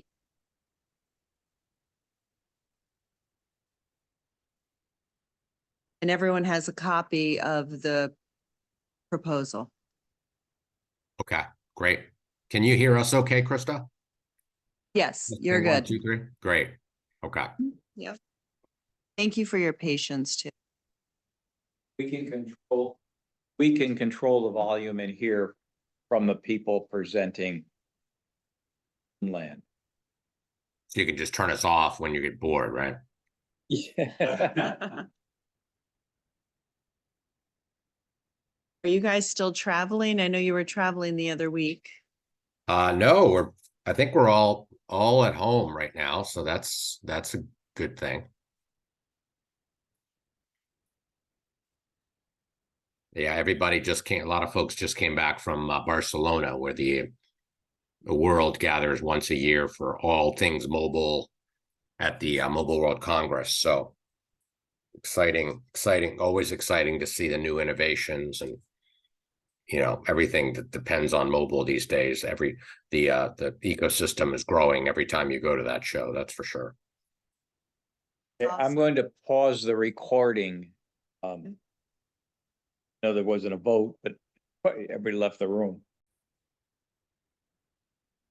Okay, so one of the tasks that the utility can be charged with is to conduct a, let's call it broadly coverage map, if you will, of New Canaan. So we have reached out to a company called Ookla, and we have been conversing with them to create a proposal that would basically do a drive test, if you will, on all 125 miles of New Canaan roads, and provide that data to us, in addition to obviously, you know, synthesizing it themselves, but they would provide that data to us, Karim, for our own manipulation, and we're satisfied with the data. Karim, one of our many experts, but kind of the expert when it comes to technology, has also conversed with them to make sure its data will be valuable to us. And then secondarily, not only doing this point in time drive test, if you will, we are also exploring the path of perhaps doing this on an ongoing basis. We would have equipment that would then allow us to test further as new situations arise. And also in parallel, that we've reached out to the Connecticut Siting Council for them to provide the coverage maps that the individual carriers have. So I think it will be really useful for us to have, in addition to contrasting the maps that we are provided. So with that said, Alex, take it away. Super. Well, Krista, you're breaking up a little bit there, but I guess that's not as important for the next few minutes. If you guys can hear me, okay, is that Yep. I assume you can, right? I just You're perfect. Yes. Great. I just started to share my screen and just wanted to introduce my colleagues who are on the line with me. I will let Nikhil kick us off for a quick intro. Thank you, Alex. Thank you very much, ladies and gentlemen. My name is Nikhil Gopte. I'm Director of Global Business Development for our wind practice. I've been with the company for about 16 years, and I come from an RF engineering background myself. I'm really thankful for the opportunity here. I'm very glad to be presenting to you all today. Brendan.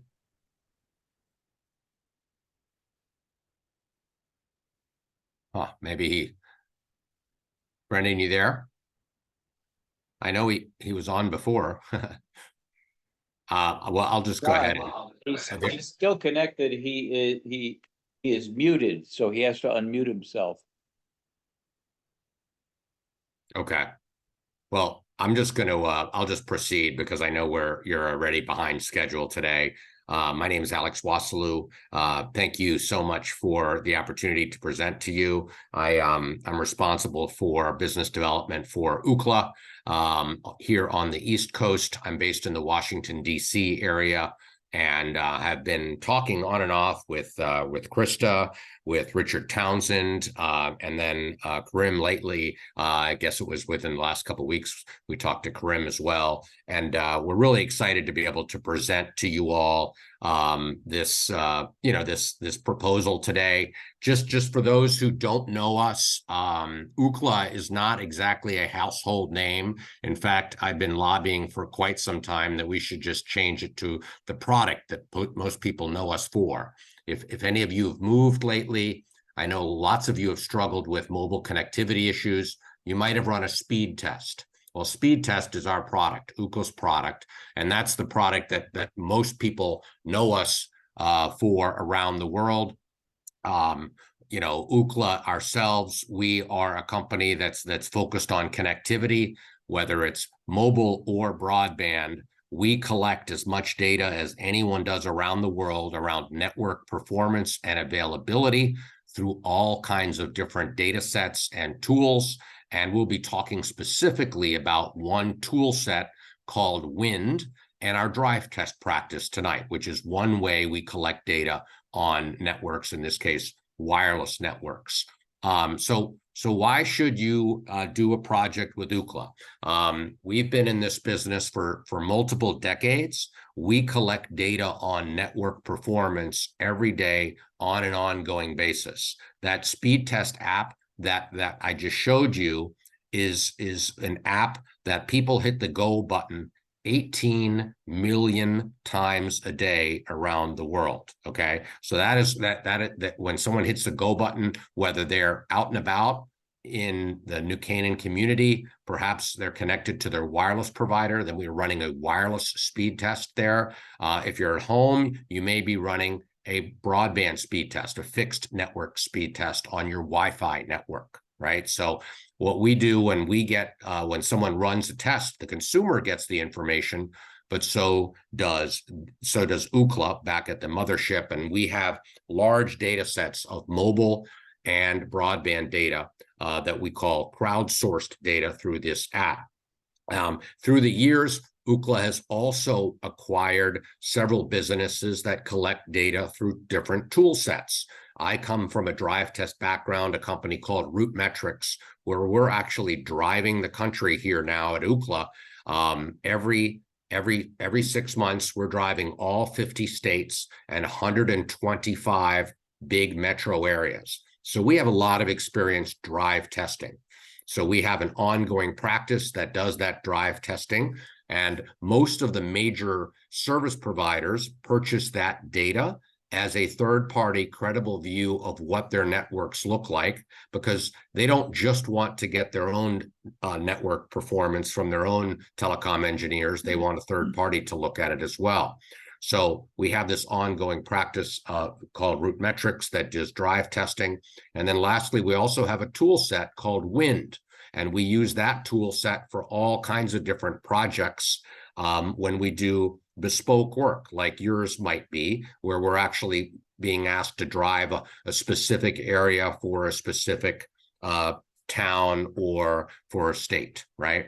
We do work with governments around the world, not just here in the United States. We do work with the FCC, we do work with the NTIA, and all of those, all those big United States agencies source our data. We work with more than 35 state broadband offices. Today, I work with the state of Connecticut. I work with Massachusetts, Rhode Island, Pennsylvania, New Hampshire. A lot of the states in that area work directly with Kevin. I think his last name is pronounced Pisacich. He's the broadband director for your state, and he sources all of our broadband data so that he can better understand where to implement the BEAD funding that he has, right? So connectivity and network availability is what we do. Our team had an opportunity to do a project in Vermont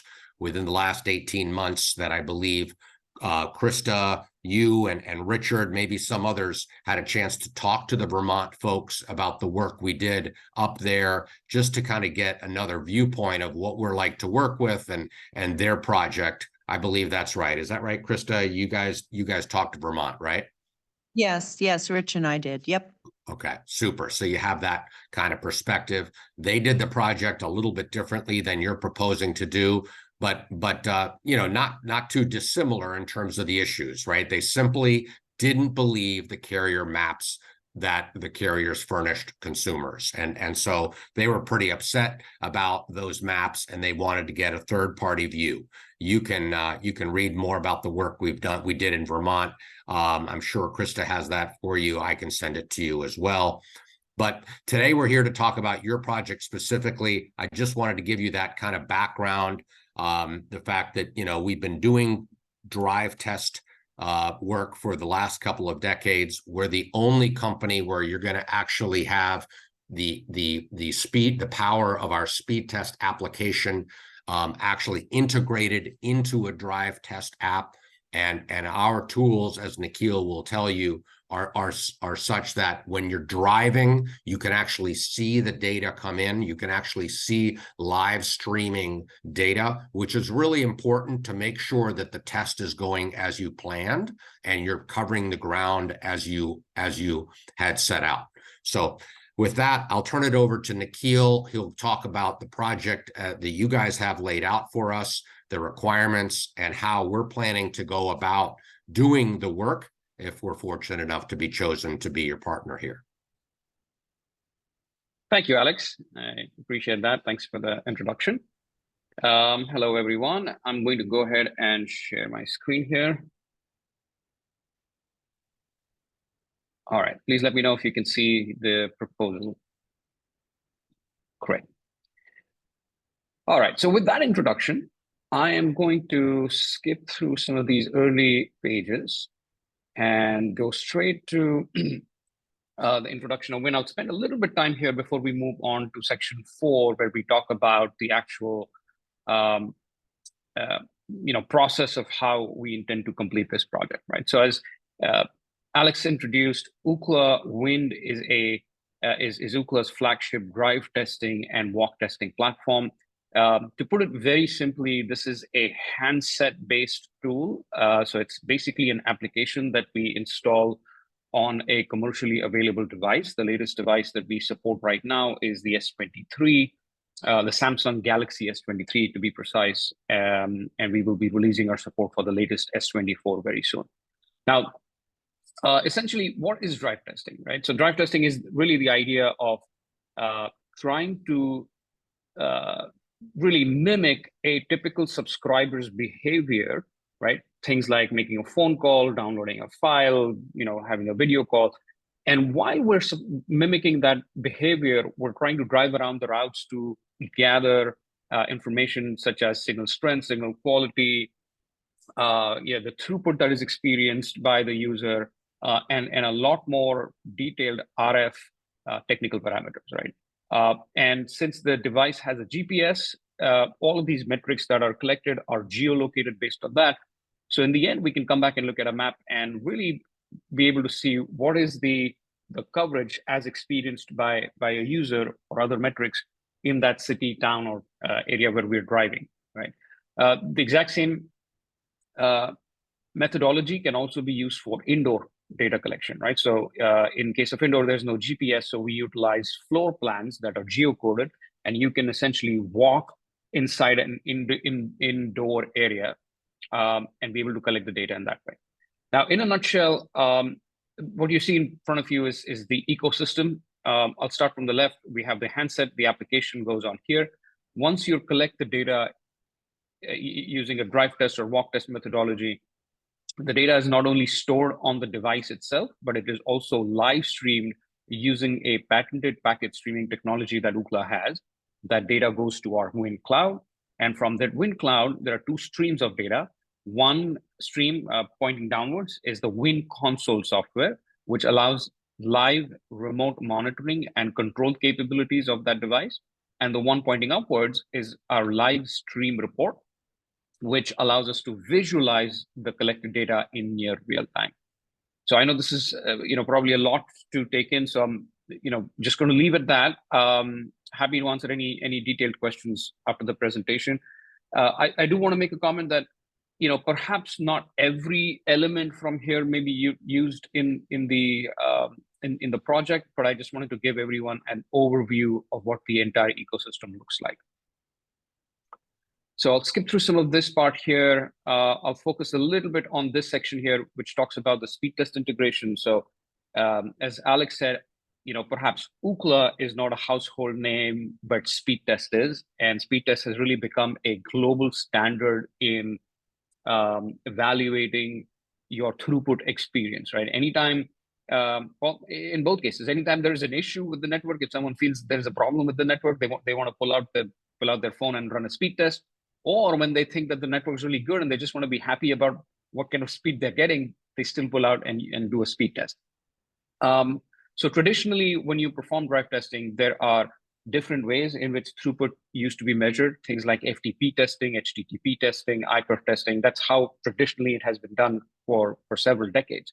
What we have done, which is again very unique to the platform, is really take that household name Speedtest and literally insert that within our application. So when you run a drive test, when you do a drive test, you can actually get the throughput test results from Speedtest, which is really trusted around the world, right? So the look and feel, you're probably familiar with that Speedtest dial that you see here. We've tried to maintain the look and feel of that of our consumer app right in here, and you have more control over some of the settings, which I will talk about here in just a second. So there are two flavors of this application, WinLite and WinPro. In a nutshell, WinPro is more suitable for more suitable for situations such as when network operators need to use this for more detailed data collection. WinLite is a lighter version, as the name suggests, of the same application. It doesn't collect as many detailed RF parameters, but it still collects some basic parameters that you might need, such as the signal strength, quality, the throughput experience. So it still collects all of that. And I have provided here in this in this document a comparison between the two variants. If you'd please excuse me, I'm just going to take a second to connect.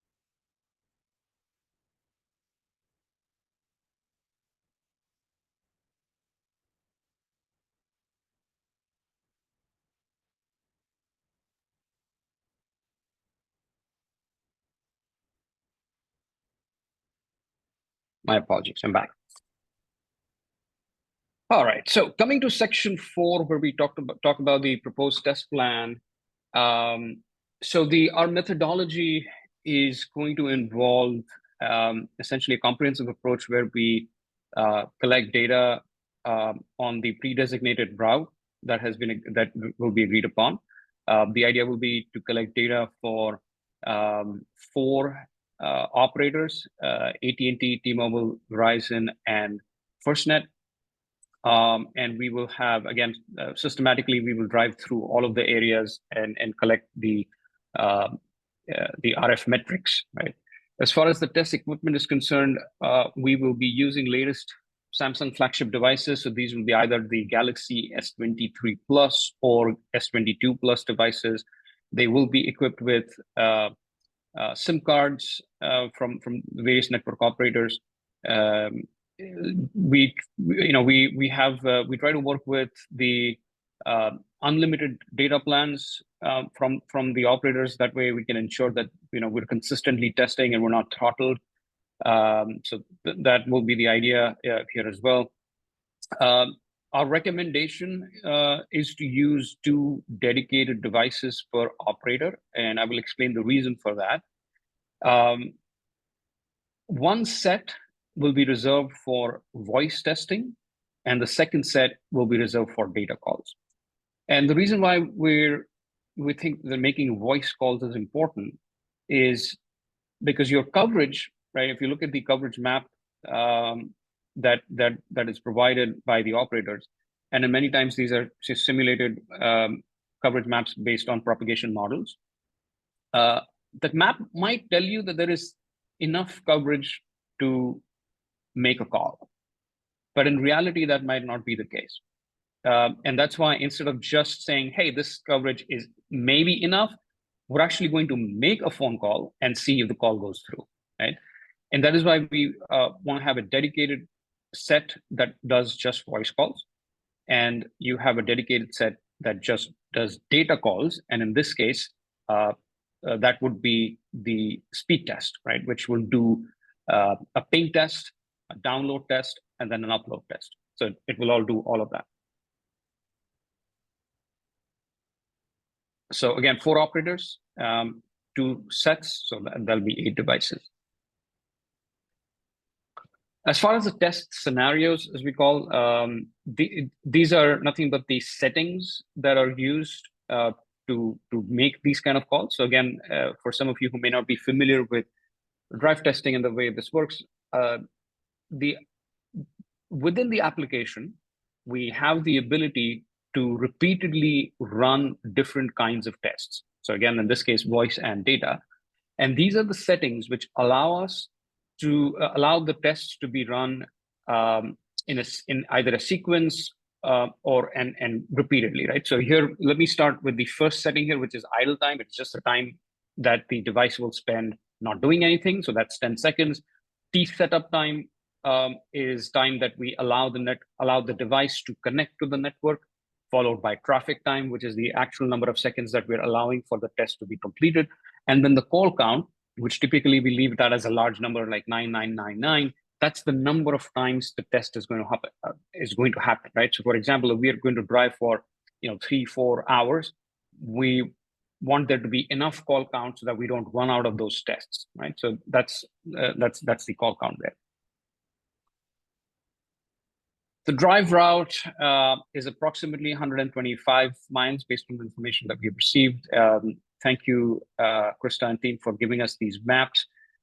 So these are the ones which we will cover. I think we had a question here, which we can cover later, but I think the state roads and the town roads are the ones that are meant to be covered. So we can confirm that later on, but this is the area that will be driven. And as far as deliverables are concerned, we will, of course, give you all of the raw data in its original format, which is a standard DRM format.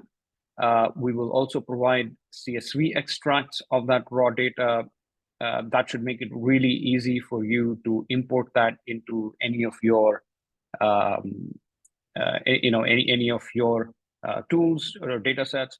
And then finally, we will include an executive report with the findings, and we'll be happy to present these findings on a call with you all. As far as the project duration, we expect this to take maybe 2 or 3 full working days, followed by about a week or so for us to work on the post-processing, putting all the deliverables together and findings together. All right, Alex, that's all I have from my end. Great. I think that's probably the right level of information. I guess, Krista, we'll take questions. We can certainly get into more detail, but I think that's based on all of our previous conversations, probably nothing surprising in this proposal to you all. I know, we had talked with Karim about potentially going the wind light way, just because he had thought that might satisfy the requirements from a data needs perspective.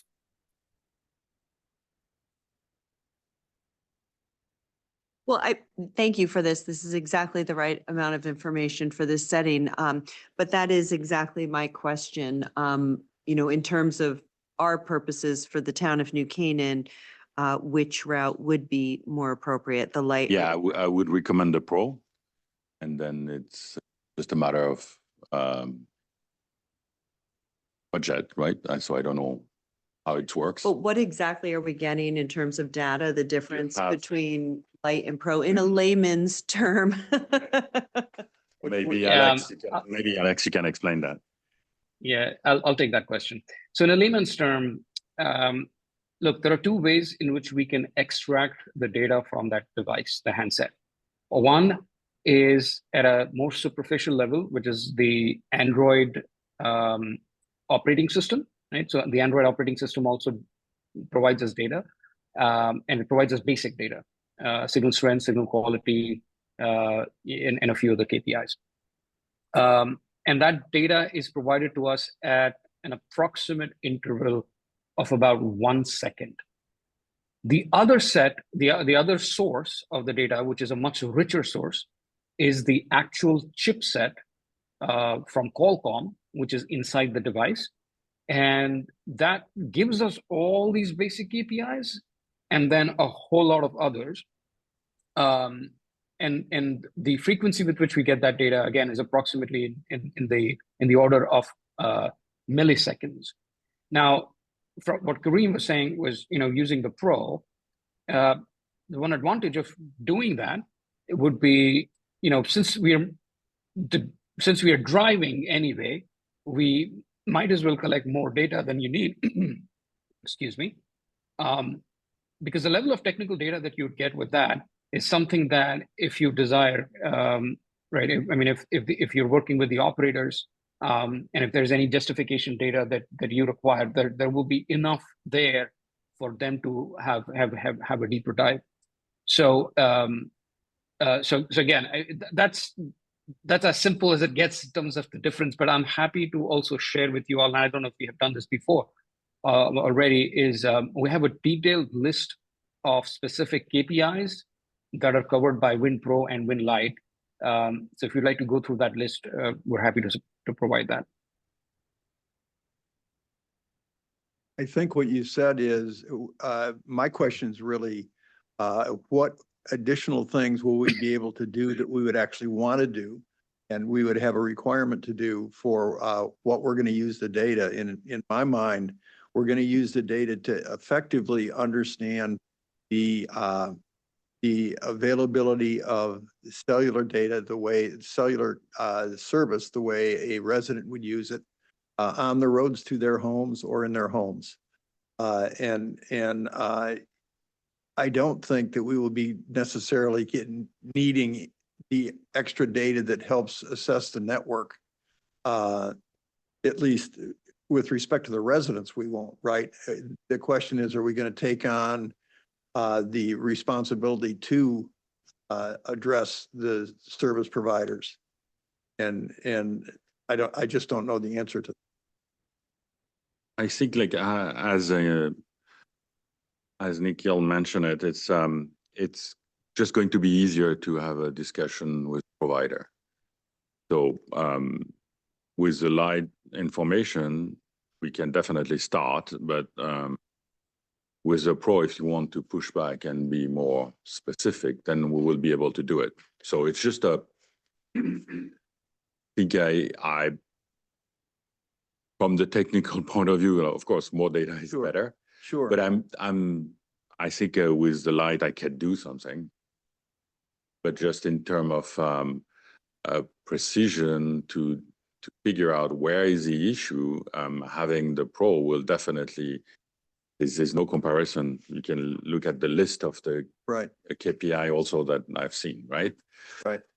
So it's a call that whoever is a decisioner that will make, right? And the doing the test is no different, right? I mean, No. you're just using a different aspect of the software. Correct. Right. That will collect more information. Janie Hunter has her hand up. Yeah, I actually have 3 questions. And they're very more basic questions of this technical stuff. One is, it looks like you're going to obviously test each of the carriers that are big carriers in our town. How does that data get read? Like, is it all lumped together, or we get a report saying AT&T covers on this street or covers this area, T-Mobile covers this area? Because I mean, I used to switch from Verizon to T-Mobile, and my coverage is perfect. Like, I literally can get on these roads I could never go down with Verizon before. So I was just wondering, if we'll get like that kind of granular data, or does it all get mushed together when you do these tests?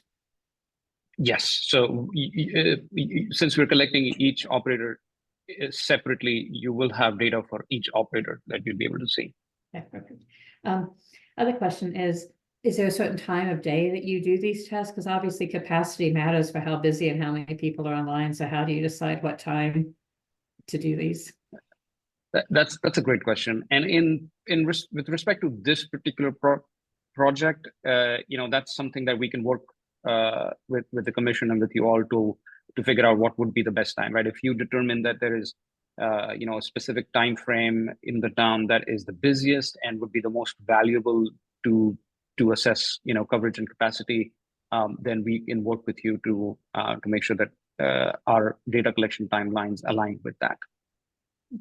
And then the other thing is, I just didn't know if it had been discussed with you, the commission previously had talked when we did this about simulating the new tower that was been approved by the siting council. That's going to be north on Ponus Ridge Road. And before we did the drive test, so we could see what that's going to be, because that will be going up in the next year, I think. So has that been discussed or analyzed? We have not discussed any propagation studies with Ookla, no. Okay. Okay, I think that's really important, because that will be, unless, assuming the tower is still going up, is the tower still going up? It was approved by siting council, so I assume it's on pace. But we just don't know what the situation with the tower is right now, so we thought we'd just start with the baseline of let's assess our current situation. Oh, before this in the fall, we decided we were going to simulate having the tower be built and do a crane and everything and put it up. Mhm. Right, because we had a different administration back then. But we can, once we have the data, we can overlay a simulation on it. We could. And the other aspect is that I think the differential, the marginal cost of having the Pro is not that big. $7,000. Yeah. $7,000, yeah. Can you just talk for a minute, Alex, about if we were to want to do more testing on our own here, what would be required of us? We got to buy some phones, and we need to have some people that are willing to do the driving, which the people willing to do the driving, I don't think would ever be a problem. But then we need the ability to deal with the data, right? We would have how long do we have the access of wind if we did this? Well, I mean, we have done projects like this in a number of different scenarios. At this point, what we've quoted is kind of a project that we would do kind of soup to nuts on our own for you. But if there's a desire to license, wind ongoing, or perhaps you want to license it again in 12 months, you could lease, do some like a lease for a 3-month period or a 1-month period. Just to kind of add on to do a touch base. We could certainly also license it for the next year after this project, if you thought that would be an efficient, use of the licenses. I just don't know, you guys have so many different issues to cover. I wonder if that makes sense. It's probably more going to be a periodic testing, every 6 months at the max, maybe every year. Is that what you would envision? That occurs like the right thing to me. If we had the ability to do it as issues came up. Yeah, at least once a year, if needed. But if we had a base, I mean, my concept of the base is if we had a base that would be available to the residents and to the realtors of the area, that allowed them to figure out what coverage they specifically had in area they were interested. I think, Alex, if I'm not mistaken, as long as we have a license of the Wind, right, Pro or Lite, that should, and we provide the phone, it should be okay, right? That's right, Nikhil? Am I missing anything on that? As long if they actually have licenses for that they can use ongoing, then they can use them. Absolutely. Absolutely. That's right. Okay. Yeah, so that's pretty not onerous, and it is. That's mean we can send it like, let's say somebody say, well, yes, you look at the most busy time, but I don't know, or like you didn't look at my area when it's busy in the morning. Right. And we didn't do the test. Right. We just have the license Pro and say, okay, go with your phone and record the stuff and bring it back. Yeah. Like the school pickups at 3 o'clock? Yeah. Yeah, like for instance, absolutely. So I think the beauty of their solution is that we can do that later on, right? Mm-hmm. But I think the first step is getting what they have. Let's look at the data. Yeah, let's compare to, right, a reference, a base. Yeah. How do we deal with the data? I mean, I know you can figure out how to I'll deal with do the that, data. yeah. But we don't have anybody else to do that. I can find truck drivers and I can find high school students to drive okay. cars. So I think I can't find them that can deal with the data. We can take that offline, and I can put you in touch with people that would do that for a fee, but I will do it for free. So okay, the first thing is for free when I'm like. So we figure it out a little bit. Later on, yes, I Yeah. think it's a very good question, and I think it's part of something we should talk to the first selectman, because going forward, I think it's a function that exists in a lot of companies, which is called data engineering. It's not outrageous to have that in the city, like at a small size and punctually, but it's something that if we start showing the improvement and the quality that we can derive with analyzing the data, I think it's very important. The same way you have IT that's supporting the city. Exactly. This is standard now, right? Like, I'm not saying we need to install ChatGPT everywhere, but Yeah. for sure we need this function. In my mind, this, the initial test will set where we are. It's like taking a picture of the town and it says this is where the town is and this is where it is by company, by service provider, right? But then if we're going to take that test and we want to know where we want to improve it, the question is, how do we improve it and what things will improve it?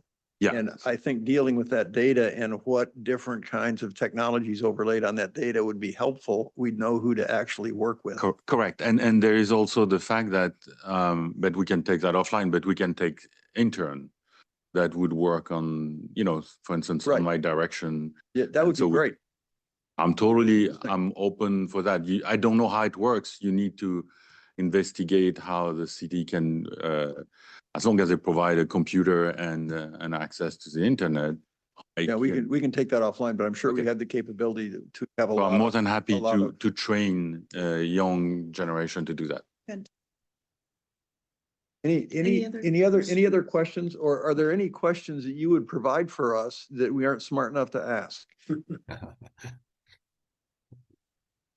I can't think of any. I feel like we've combed over, like we've kind of combed this whole project for over a period of several months. So I feel like we really understand what you're after, and it was great to hear, the affirmation of that tonight. But with our previous conversations, I think we know what you're after, and I think what you're doing is the right approach. Get a baseline that you can then use to test, hopefully progress as far as wireless connectivity across your area.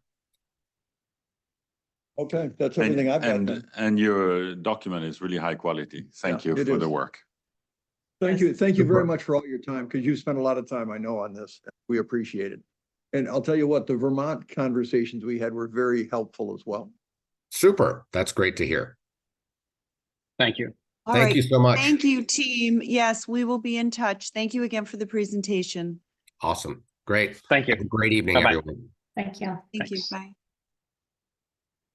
Rim, quick question for you, because it's all Greek to me, but the differences are there certain items that are particularly, that's why I want the Pro versus the Lite? Yeah.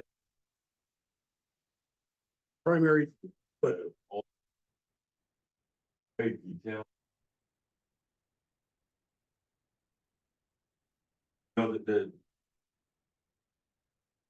Sorry, if you don't have enough information, it's difficult to know where the problem is coming from. So we're going to pay in the struggle of trying to explain to the different provider what's the issue. If we have this extra information, it's going to be helpful, of course, for the provider, but it's going to save us time. So I think it's. Will you very see him good. there, Bob? Oh, right. You'll see him on the machine. Good. gatekeeper. Yeah, you should talk to the. That would, if we could do, if quick outline of this is what we could do, I think it would be a terrific program. The seniors in the high school or something, interns, you could teach them.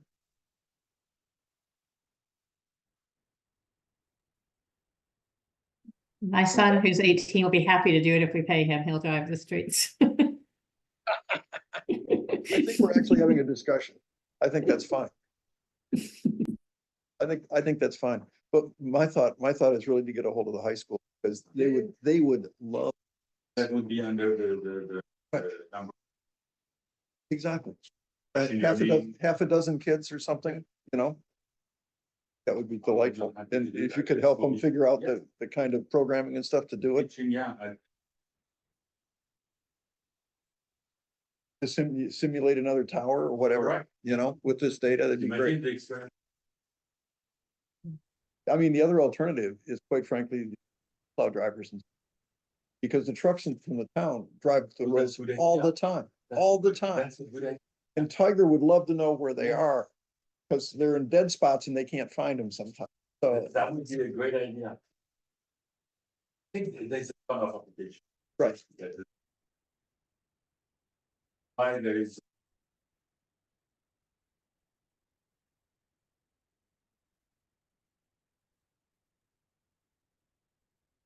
Exactly. And that way it would be an ongoing thing that would grow and help us actually interest some of the cell phone providers. These guys know what they're talking about. Yeah. Right? And they can help them do their work.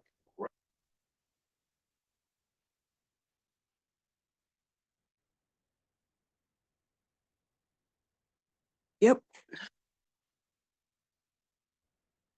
I know everything. I'm well, that's what my kids, how did you know, Mom? Because Yeah, I'm everywhere. because moms always have it.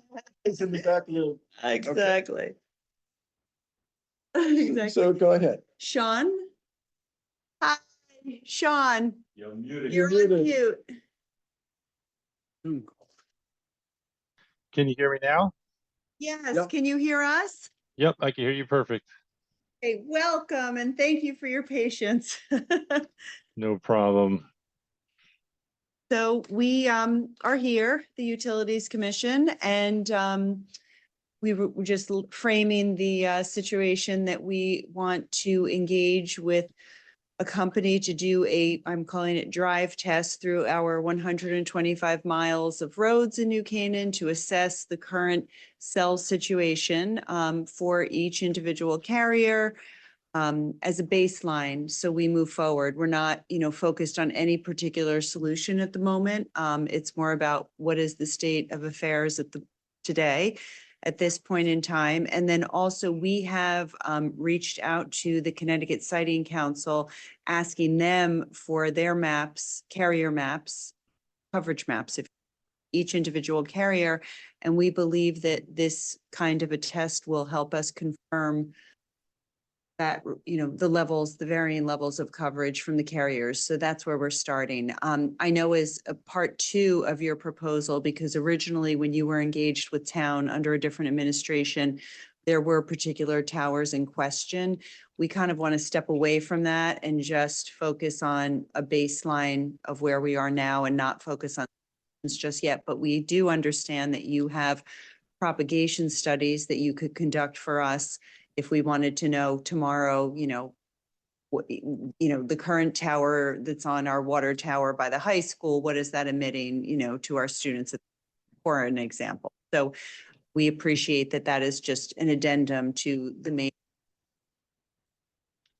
And we'll just kind of let you take it from here. All right, super. Yep, and we could add all that stuff later.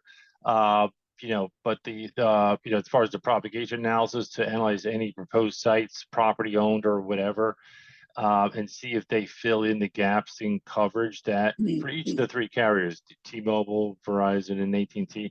But on this first part, what we quoted was the drive testing all the roads in the town. So you see the coverage are, in front of every house or building in the town. And we would plot it out with levels that make sense for what the carriers use for determining if they need new sites. Like there's levels that they use. For example, they're pretty much all 3 carriers use the -95 dBm signal strength level, which is representing reliable indoor service for their minimum criteria for when do they need to build a new site. So we would show that and other levels, but we'd be able to see exactly where their gaps in coverage is in the entire town. We'll go just outside the town too, just so we make sure we got all the town before we, drive back. And we'll be able to show this for the 3 carriers on their high and low frequency bands. Their low frequency bands will cover better than their high bands, and they do want high band coverage as well for higher capacity. people want to use more capacity at home, higher speeds. So you would generally want the high band covering the whole town as well, preferably. So we would show that. So you see the high and low frequency bands for all three carriers from what their on-air existing coverage is today in the entire town.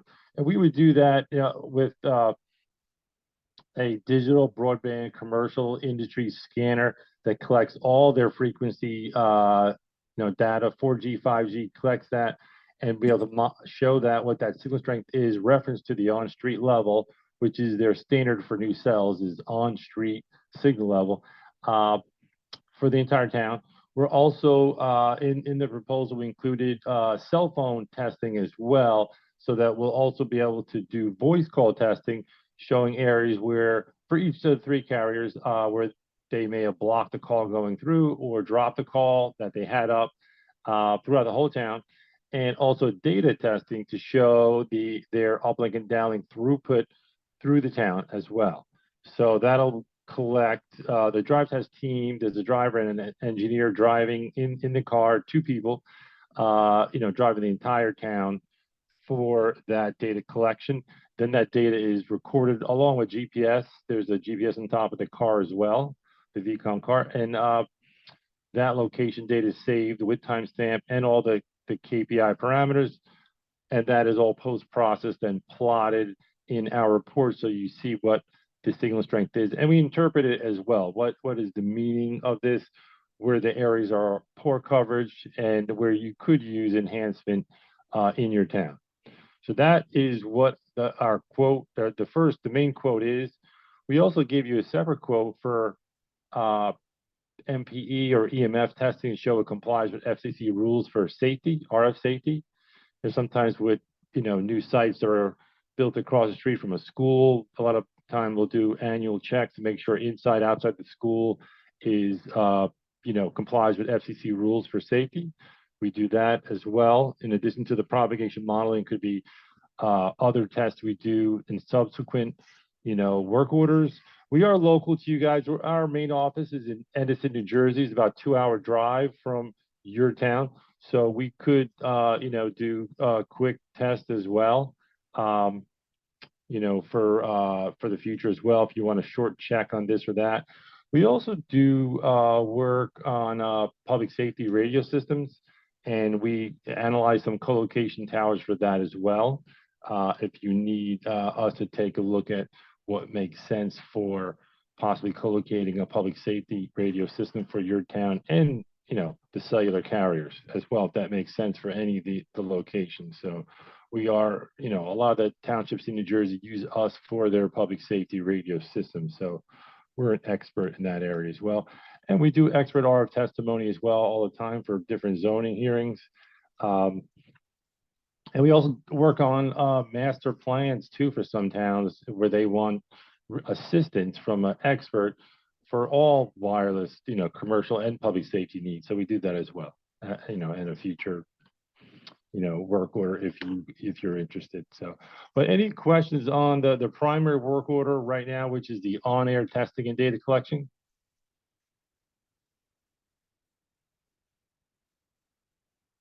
I guess one question I've got is, so we get the data, what's the interface with the data that we get to use? Is it a paper map, or what do we have access to?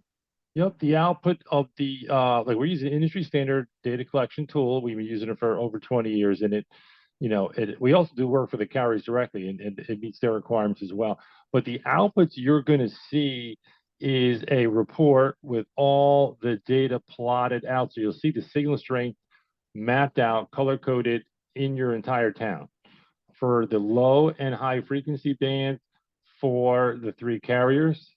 So you'll be able to see, and we're also going to, explain the minimum signal level that the carriers use for reliable service, and where they're going to define insufficient signal strength, and what's going to define a gap in service where that will trigger them needing an additional site to cover it.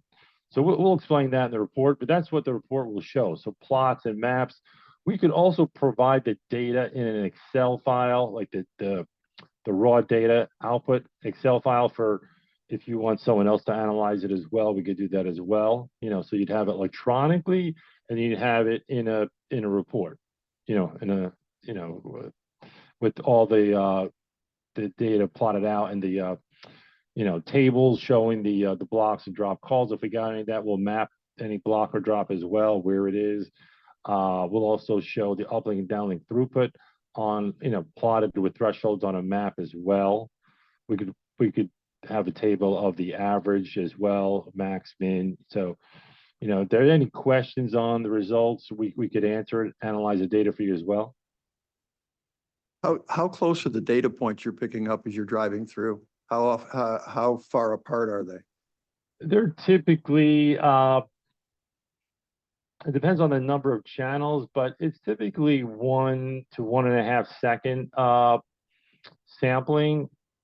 And, there's not a lot of highways in your town, so it's 25 miles per hour. That's going to generally be under 100 feet apart, the data points. Okay, and on the maps, how far can I zoom in on the maps? Can I see residences?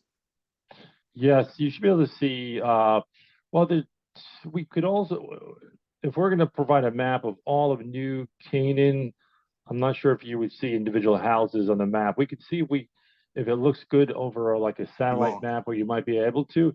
I mean, the other choice we have for some people that want to do a deep dive is we could produce the data in a Google Earth KMZ file.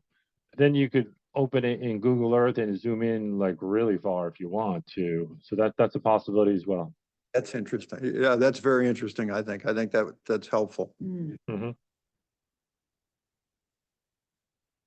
And then this proposal is, a point in time, but if we wanted to periodically test after the fact, it would have to be bringing you guys in again with your equipment. It's not like we're going to do it on our own phone, right?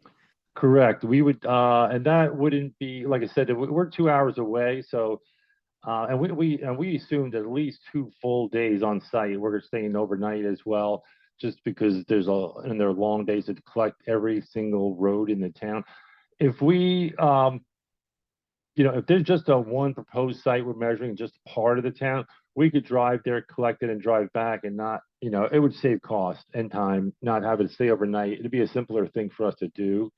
So that would be, a lot less than what we quoted now. So, but we could do that. We could also do a crane test if we will propagate say a new site at whatever 150 feet and show that looks like it fills the gap. But if you want us to be certain, we could do a CW crane test as well.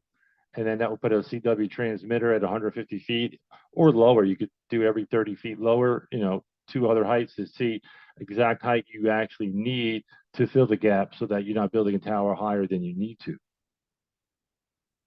And then it says that the work would be done Monday through Friday during normal business hours. But if we wanted to target like specific areas, for example, not the high school, an elementary school pickup line, or at a certain time, 3 o'clock on a, it's a capacity issue, right? In certain areas, when we're dropping off kids at school or picking them up, it seems to be that sometimes that's when we have what I will call cellular jams. For example, on the west side, and if we wanted to kind of target certain parts of town at certain parts of the day, would you be able to accommodate that? Yes, we would. Like we normally have that in our scope of work, just because some clients want night work or weekend work, and there's just an increased rate if it's like out of like at night, like in the middle of the night, or on the weekend is just a little higher rate that we charge. So that's just standard language. But yeah, we could test other times of the day. We could, like, if you want to spot check, at a school, like you said, at a certain time, 3 o'clock, we could, go there at 3 o'clock and, time it so that we're there and do a check at that location at 3 o'clock. We should be able to accommodate that in the scope we sent you. Anyone else have any questions? Janae, are you good? Yeah, okay. And I had the same question. I guess we're not going to scope the simulation. We're going to just overlay the data and propagate if we had different towers built. Is that what we're concluding? Yep, we have an industry standard propagation tool that we also tune it with drive test data so that it's accurate, and we would plot that. I mean, we'd see where the gaps are from the on-air data collection, and we could show plots over the top of it, like sometimes we'll do like a transparency or any scale you want, but we could plot out and show what the proposed site would be and at what height you want to run it at to see if it fills the gap in coverage.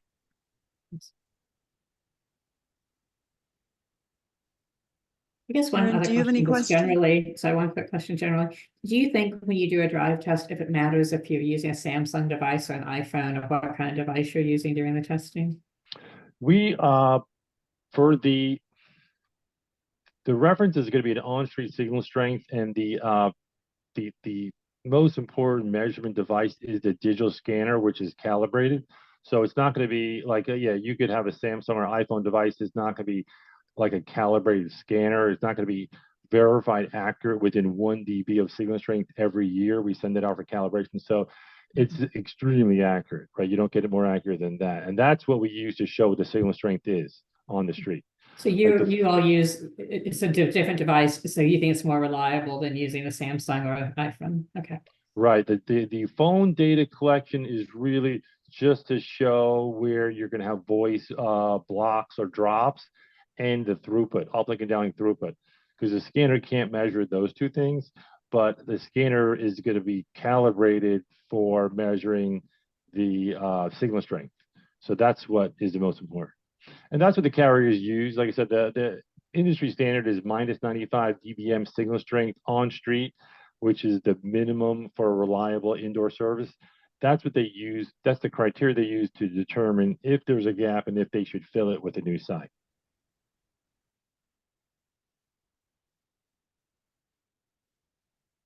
Hiram, did you have anything? You okay? Good, I'm okay. All right. Well, Sean, thank you so much for this. We really appreciate your patience, and we will certainly be getting back to you. Thank you for your time and for all this work. Okay, thank you. Have a great night, guys. Thanks. Bye-bye. Bye-bye. Bye-bye.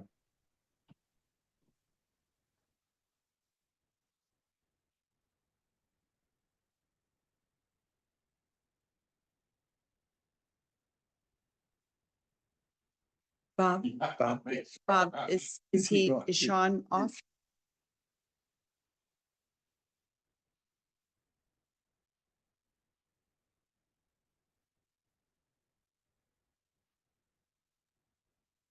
And anyway, okay, so commissioners, this is what we've obviously all working on doing. And we feel that from a technical standpoint, solid and sufficient for our needs. So I guess the question becomes, do we need to recommend something to the, so do we want to pick one vendor, no vendors, both vendors? How do we want it? I'll start off. I think that Ookla is very comprehensive and seems to be able to give us data that is very granular, which I think is better. And also I like the idea of the flexibility of being able to build upon the moment in time that we will initially test, and being able to always have the flexibility of testing in circumstances. Both of the companies are going to let us own the data, which and give us raw data, which are also a requirement that we have. So I feel good about that with both of them. So if it were me, I would definitely be leaning towards the Ookla camp. That, if we are going to the trouble and, doing the diligence of doing this comprehensive, do the more detailed version, the Wind Pro, because it will give us even more confidence and give us more credibility. I There we agree. go. I- Karim I- agrees I- with me, hey. I agree with your analysis, Krista, too. I would go with Hoopla based on these presentations.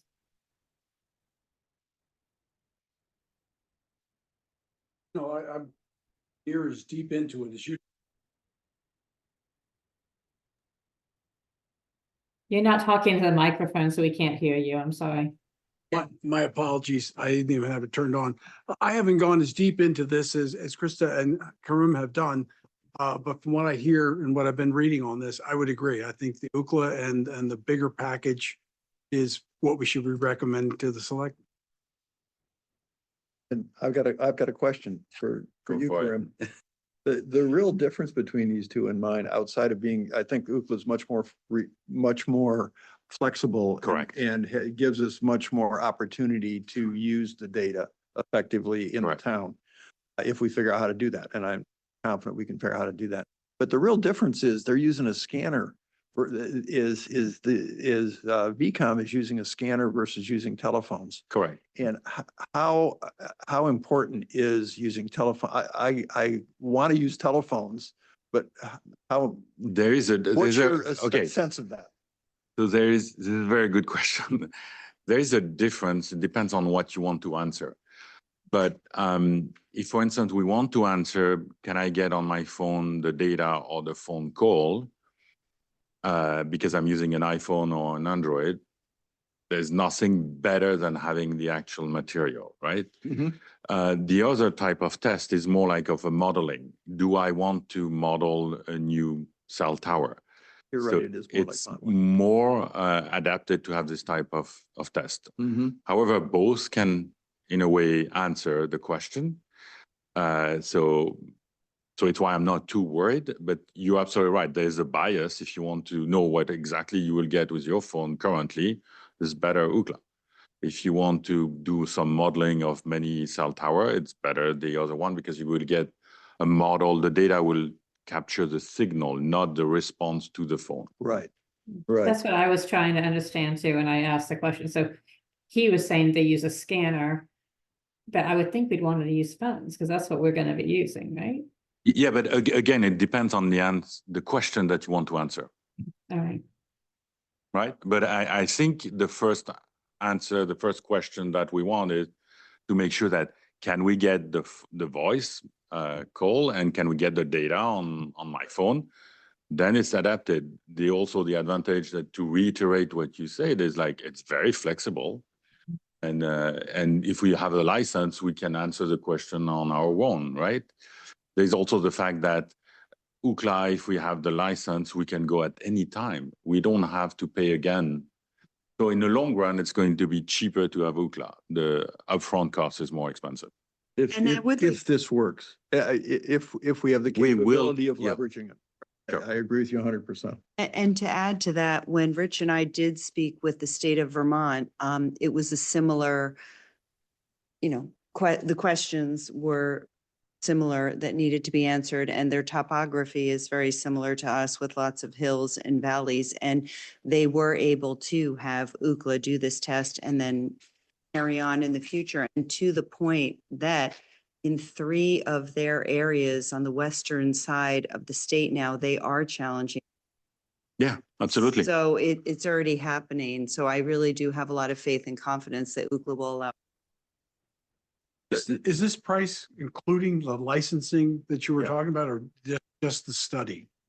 There's no license in it for later use. I don't. No, I He didn't said see there it, was. but I'm we gonna should say there was confirm. because. Okay, can you double check? I asked Yeah, the I don't know. question, and he said on this, he said, yes, it includes the license. I That would will be confirm fantastic. that. If it's the case, then we'll recover the cost, right? Yeah. Because we can use it. I think that's the additional work we need to do. Because we don't, I mean, the agree phone, with we you don't that need it. Ookla is the best one to do here, and I think I agree with you that the Pro is the best one to go with. But I think we should go back and clarify how much flexibility, and Absolutely, what the yeah. cost of flexibility is. And I would start with the assumption that the flexibility is very cheap, that we've paid the base Yeah. here, and the flexibility is very cheap. Yeah. Flexible. That we'll Yeah. do the work, but to be able to Yeah, use yeah. the software, it's really a software product is what we're buying. Correct. That's Yeah. what we're buying. Correct. And I mean, speed test is any person who works in computer science use that. So it's not like, it's extremely well-known and it's extremely reliable. So I'm not worried about that. I would tell you it's the Vermont thing was very interesting because you could zoom down in on the map and you could see, I mean, for crying out loud, if there were cows standing there, you could see cows standing next to where the guy had the. Also, you, Yeah. you don't have to worry because in the sense like, MapQuest or Google Map, we have this thing, we have the data. So the only thing that I need is to have the raw data because they will give me the location exactly, the latitude and the longitude. So I will be able to put that down on the map, right? Mm-hmm. So in general, they sell this type of activity because it's not trivial to do for everybody, right? If I ask you to do that, it might be, but I do that day and night. So I can do that in my Well, that's sleep, it. right? That's important that you're an important value add in this. Right. Right. You are. But it's why I'm leveraging the fact that we have this high quality data, right? So if we couldn't do that, I think it would be cheaper maybe to go with vehicle. But go with the other one. And it's, Correct. I mean, what the other guy did say is we can come back and do it again, right? Correct, And yeah, it'll be cheaper when we do it again. So Correct. it won't be 12,000, it'll be 8,000 or 10,000 or something. most likely, yeah. Right. But I guarantee we won't come back. So I would like to make a motion that we move forward with UCLA as the Utility Commission's recommended vendor, if you will, to do a drive test in New Canaan. Yes, with the caveat that you're just going to check for the license, We right? will check the license. Because that will reinforce. If we have the license for that, go for it. Like it's really a no-brainer. Okay, assuming that, and we will confirm that licensing is. With that said, Do we have a second? I would make a motion that we would go to the Board of. Then, A third. then, then Karim. now's the time. Okay, great. We've got a second. A second. For Karim. Discussion. And then we which can we've have had. discussion. And I do want to have some discussion Oh. because this is going to be a tricky thing to navigate. I think Oh, explain, yeah. it's going to be tricky because you're not going to tell either of these guys that they got the deal. You're going to tell them that we're going to recommend to the selectmen Oh, I that see, they I got see. the deal. Okay. And are we going to tell the other guy that he doesn't got the deal?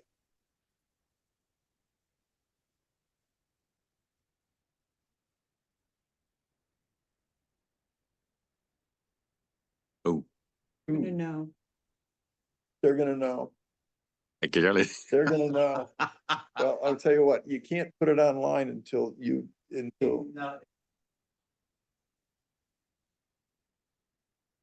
I can Need to tell, cut. I can confirm quickly about. Still, well, this it's is. not a done deal until the Board of This is, Selection. we can have this discussion and the whole thing's online anyway, so we'll have the discussion. But my only question is, I think that we need to talk to Tiger, make sure Tiger is in agreement with this. We're following the procurement rules, right? I Yes, mean, yes. this is something that we can do. It is something that we can recommend. He agrees that our we should position. recommend it. And we need to get these facts before we actually do recommend it. Okay? We Yeah, should like at make the next meeting. actual- And if I'm wrong, but I don't think we have to hurry for this. Because I don't think we need to do it until June or May Yeah, or June. there's leaves, right? We need leaves. Yeah, we need leaves. I think Unless that's right. we, I think Tiger is trying to jump in. Oh, Oh, cool. Tiger's talking. Oh, I'm here, yeah. Oh my God, you're everywhere. You're worse than a mom. Did you know I did Yeah. that? You're everywhere. Well, thanks. So, well, I agree with you on the UCLA choice. I think that's a very Oh, good cool. choice. I think you should verify the licensing because you would want to have that as part of your recommendation to the board. To if it say was an additional cost, to add that to the additional cost. The board meets every 2 weeks. The next meeting is in April 2nd. The agenda doesn't get posted until 2 days prior. And at that point in time, if you've made your decision, it doesn't matter about the other vendor. At that point in time, even though you should reach back out to them and say, thank you very much for, participating, but we're going with, the other vendor. I do think you should probably get them on board sooner than later only so that they can plan and we can get them into the system as far as our finances go. We can get a purchase order associated with it. You can make sure everything on that side is taken care of. So so I don't think you wait till June knowing that, okay, we want you to start 2 weeks later. I think if you're satisfied, you think to bring them on sooner than later so that they're all set up and ready to go and can plan properly. Tiger, do you How's have the that- money how's for that? this do you have the money for this in this year's budget? I mean, can they actually say yes? I have to verify that. So I'm going to verify exactly what you have. And if not, then we'll have to then go through the process with the boards for some funding. But let me verify that tomorrow and see exactly how much you have available. And then we can go from there and what the next steps would be there. So I'll verify with Ann, our CFO, and make sure you have everything. Okay, great. So And then, with that, anything else, Tiger? No, not at that point in time, we can help you, write the memo and put all the data together that the selectmen would require or need to make the decision. And then it's just a question of coming in and presenting the findings at that point Terrific. So and your recommendation. So let's go ahead and let's do the vote. Everybody in favor of the motion? All those in All, favor? wrong English, all those in favor of the motion. And on the screen, you've got And two on the more, screen, we have two more. That's unanimous. and Tiger can't vote. I cannot. We But got, thank we you. got 6. That's great. That's great. Thank you so much for staying Yeah. up. Okay, so we'll do that. We'll plan on getting on the, Presenting at April 2nd, and I will Right. confirm the licensing piece. okay? Okay, any more Yeah. discussion of this? Thank you very much, Krista, for driving this through. Great, that's great. Okay, we only have one other thing on the agenda, and that is, what did we call it on the agenda? Because Commissioners, I have Tucker criticizes me every time I call it the wrong thing. Commissioner reports, that way everybody can listen to this. We won't take too long at this, but I'll just start off with a couple of things that I just want everybody to be aware of. It's administrative stuff more than anything else. I've been trying to send out a 3-month view of what the agenda is going to be for the next 3 months. All of you, in addition to sending it to you folks, you should know, I also send it to Deanna as well as to Mike Morrow, so that they have input to us on what is coming up as well. And so I do appreciate input that comes back. The input that really matters when it comes out to you is if you don't like something in the first month, that's what we're going to get unless you call me. Okay. And my intent is to send it out the Tuesday before, so send it out 1 week ahead. And as long as you get input to me Wednesday or Thursday, that's fine. But Bob and I are trying to get these out on Friday. Okay. And so I'm saying everybody's got to have it in by Thursday night if they want a Friday out thing, right? And Bob you'll probably frown at that and say, we can't turn it around from Thursday to Friday, but I think we probably. And so long as I'm aware of it. It's. Well, this is gonna be a monthly thing, right? I yeah, mean, it's so, gonna be the I week will know before. To look for Right. it now on. Exactly. And, No, that's a good point. The suggestion that you done, it's like, I don't mind writing a proposal, but if you could check maybe first what's kind of doable, meaning having a intern or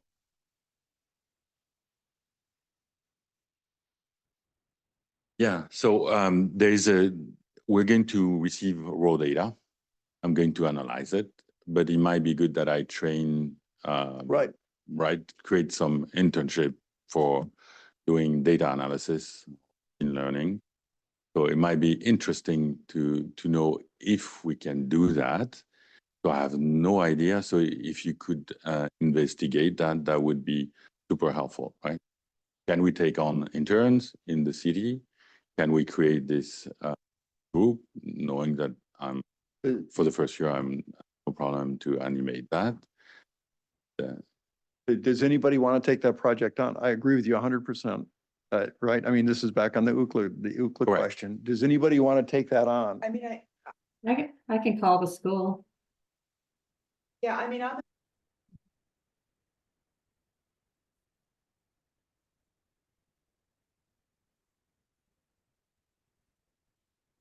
We can't hear you, Krista.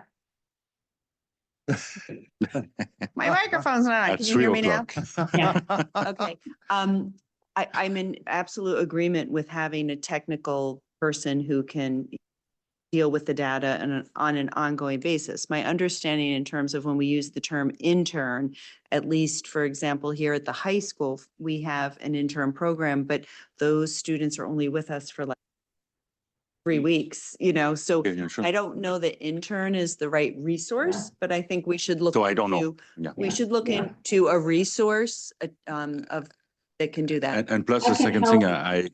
I can help with that. Marty, who's the AP computer science teacher, I know well at the high school, and she would probably have some students who, this is what they want to do, even some people who are graduates who are in college who could do it over the summer and become in, I don't know, but I mean, I'm sure she would have people Right. who would love to do this. If you would take that Fantastic. on, Janae, I think that would be terrific. Talk to the And- school and see how to organize. Yeah, perfect. And the I second don't thing think is it would like be, also, but Krista's right, it wouldn't be part of the senior internship program, because that's just a few weeks, probably programming is. that we can Correct. figure out. But it from could be a there. high school student, like you're Yeah. saying, like on an ongoing basis who has interest in that. And you should make sure you have a budget with that.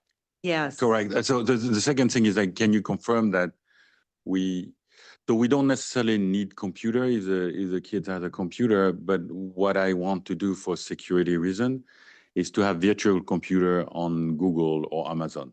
Mm-hmm.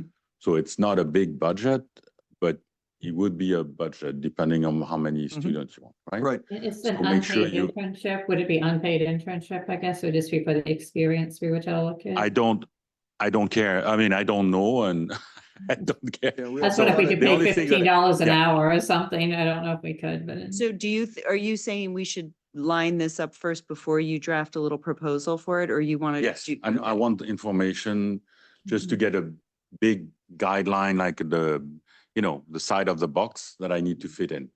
And then I will describe it, Right, what's available? what's Yeah. available. And I mean, if also the city wants to have somebody full-time also, sometimes it's not bad either, right? So it's, Who's agreed to take this on? Is it Krista or Janie? Janae, Janae. Yeah, I'd be glad to, but, I- would this be I guess I'm just trying to figure out, how many hours, like, are you thinking it would be? Like, is this could a student do this on the side, or is it gonna take, how much time are you thinking the project would be? it would be good to have several students, but I can modulate that, right? What they won't do, I will do.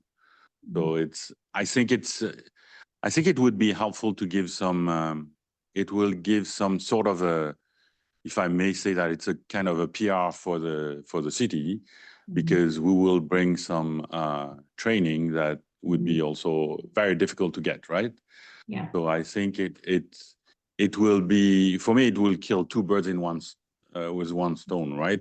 One, we demonstrate that the utility commission is doing something super novel. And two, we can show that even it's so novel that we get the kids to be trained, right? I think it's an amazing opportunity for these kids. That's what, I think she's just gonna ask me course. how many hours and how long and how many people and those kind of things, but we can talk offline here about that. Yeah, you can call me any time or contact me, but as I say, I can modulate that, right? It Yeah, can why don't be. you guys work together and you talk to the teacher? Perfect, okay. Sounds great. Yeah, and having a teacher, so there's a lot of different way to do it. I can even Oh, go this to the sounds right university and it's up to you, right? Okay, okay, you and I will talk. Perfect, okay. Okay. Great. So can I just get back to administrative for a minute? Much Sorry. more comfortable with administrative stuff. I'm much more comfortable. El So- Presidente. So we've got the three agendas. And as you come across stuff you're working on or want to work on it, tell me you want to put it on the agenda and we'll get it going. Okay? And it can be 3 months from now. And if you want it 6 months from now, that's fine too. We'll just put it out there. But I think it would be good if we had a structure of how do we get stuff in here and I'll get all of your guys' brain power in here on what the topics should be. And I think the focus on cellular stuff to begin with here is terrific, One project that I need to get the raw data from the electricity when there's things because Eversource. So if everybody is okay with that, I really Right, need. with where the. Here's his card. How about, no, I don't think. No, hot potato. No, but that's definitely something Yeah. that is more And relevant. Rick Corkin will be very interested. I Okay, mean, that's you can fantastic. get a resource out.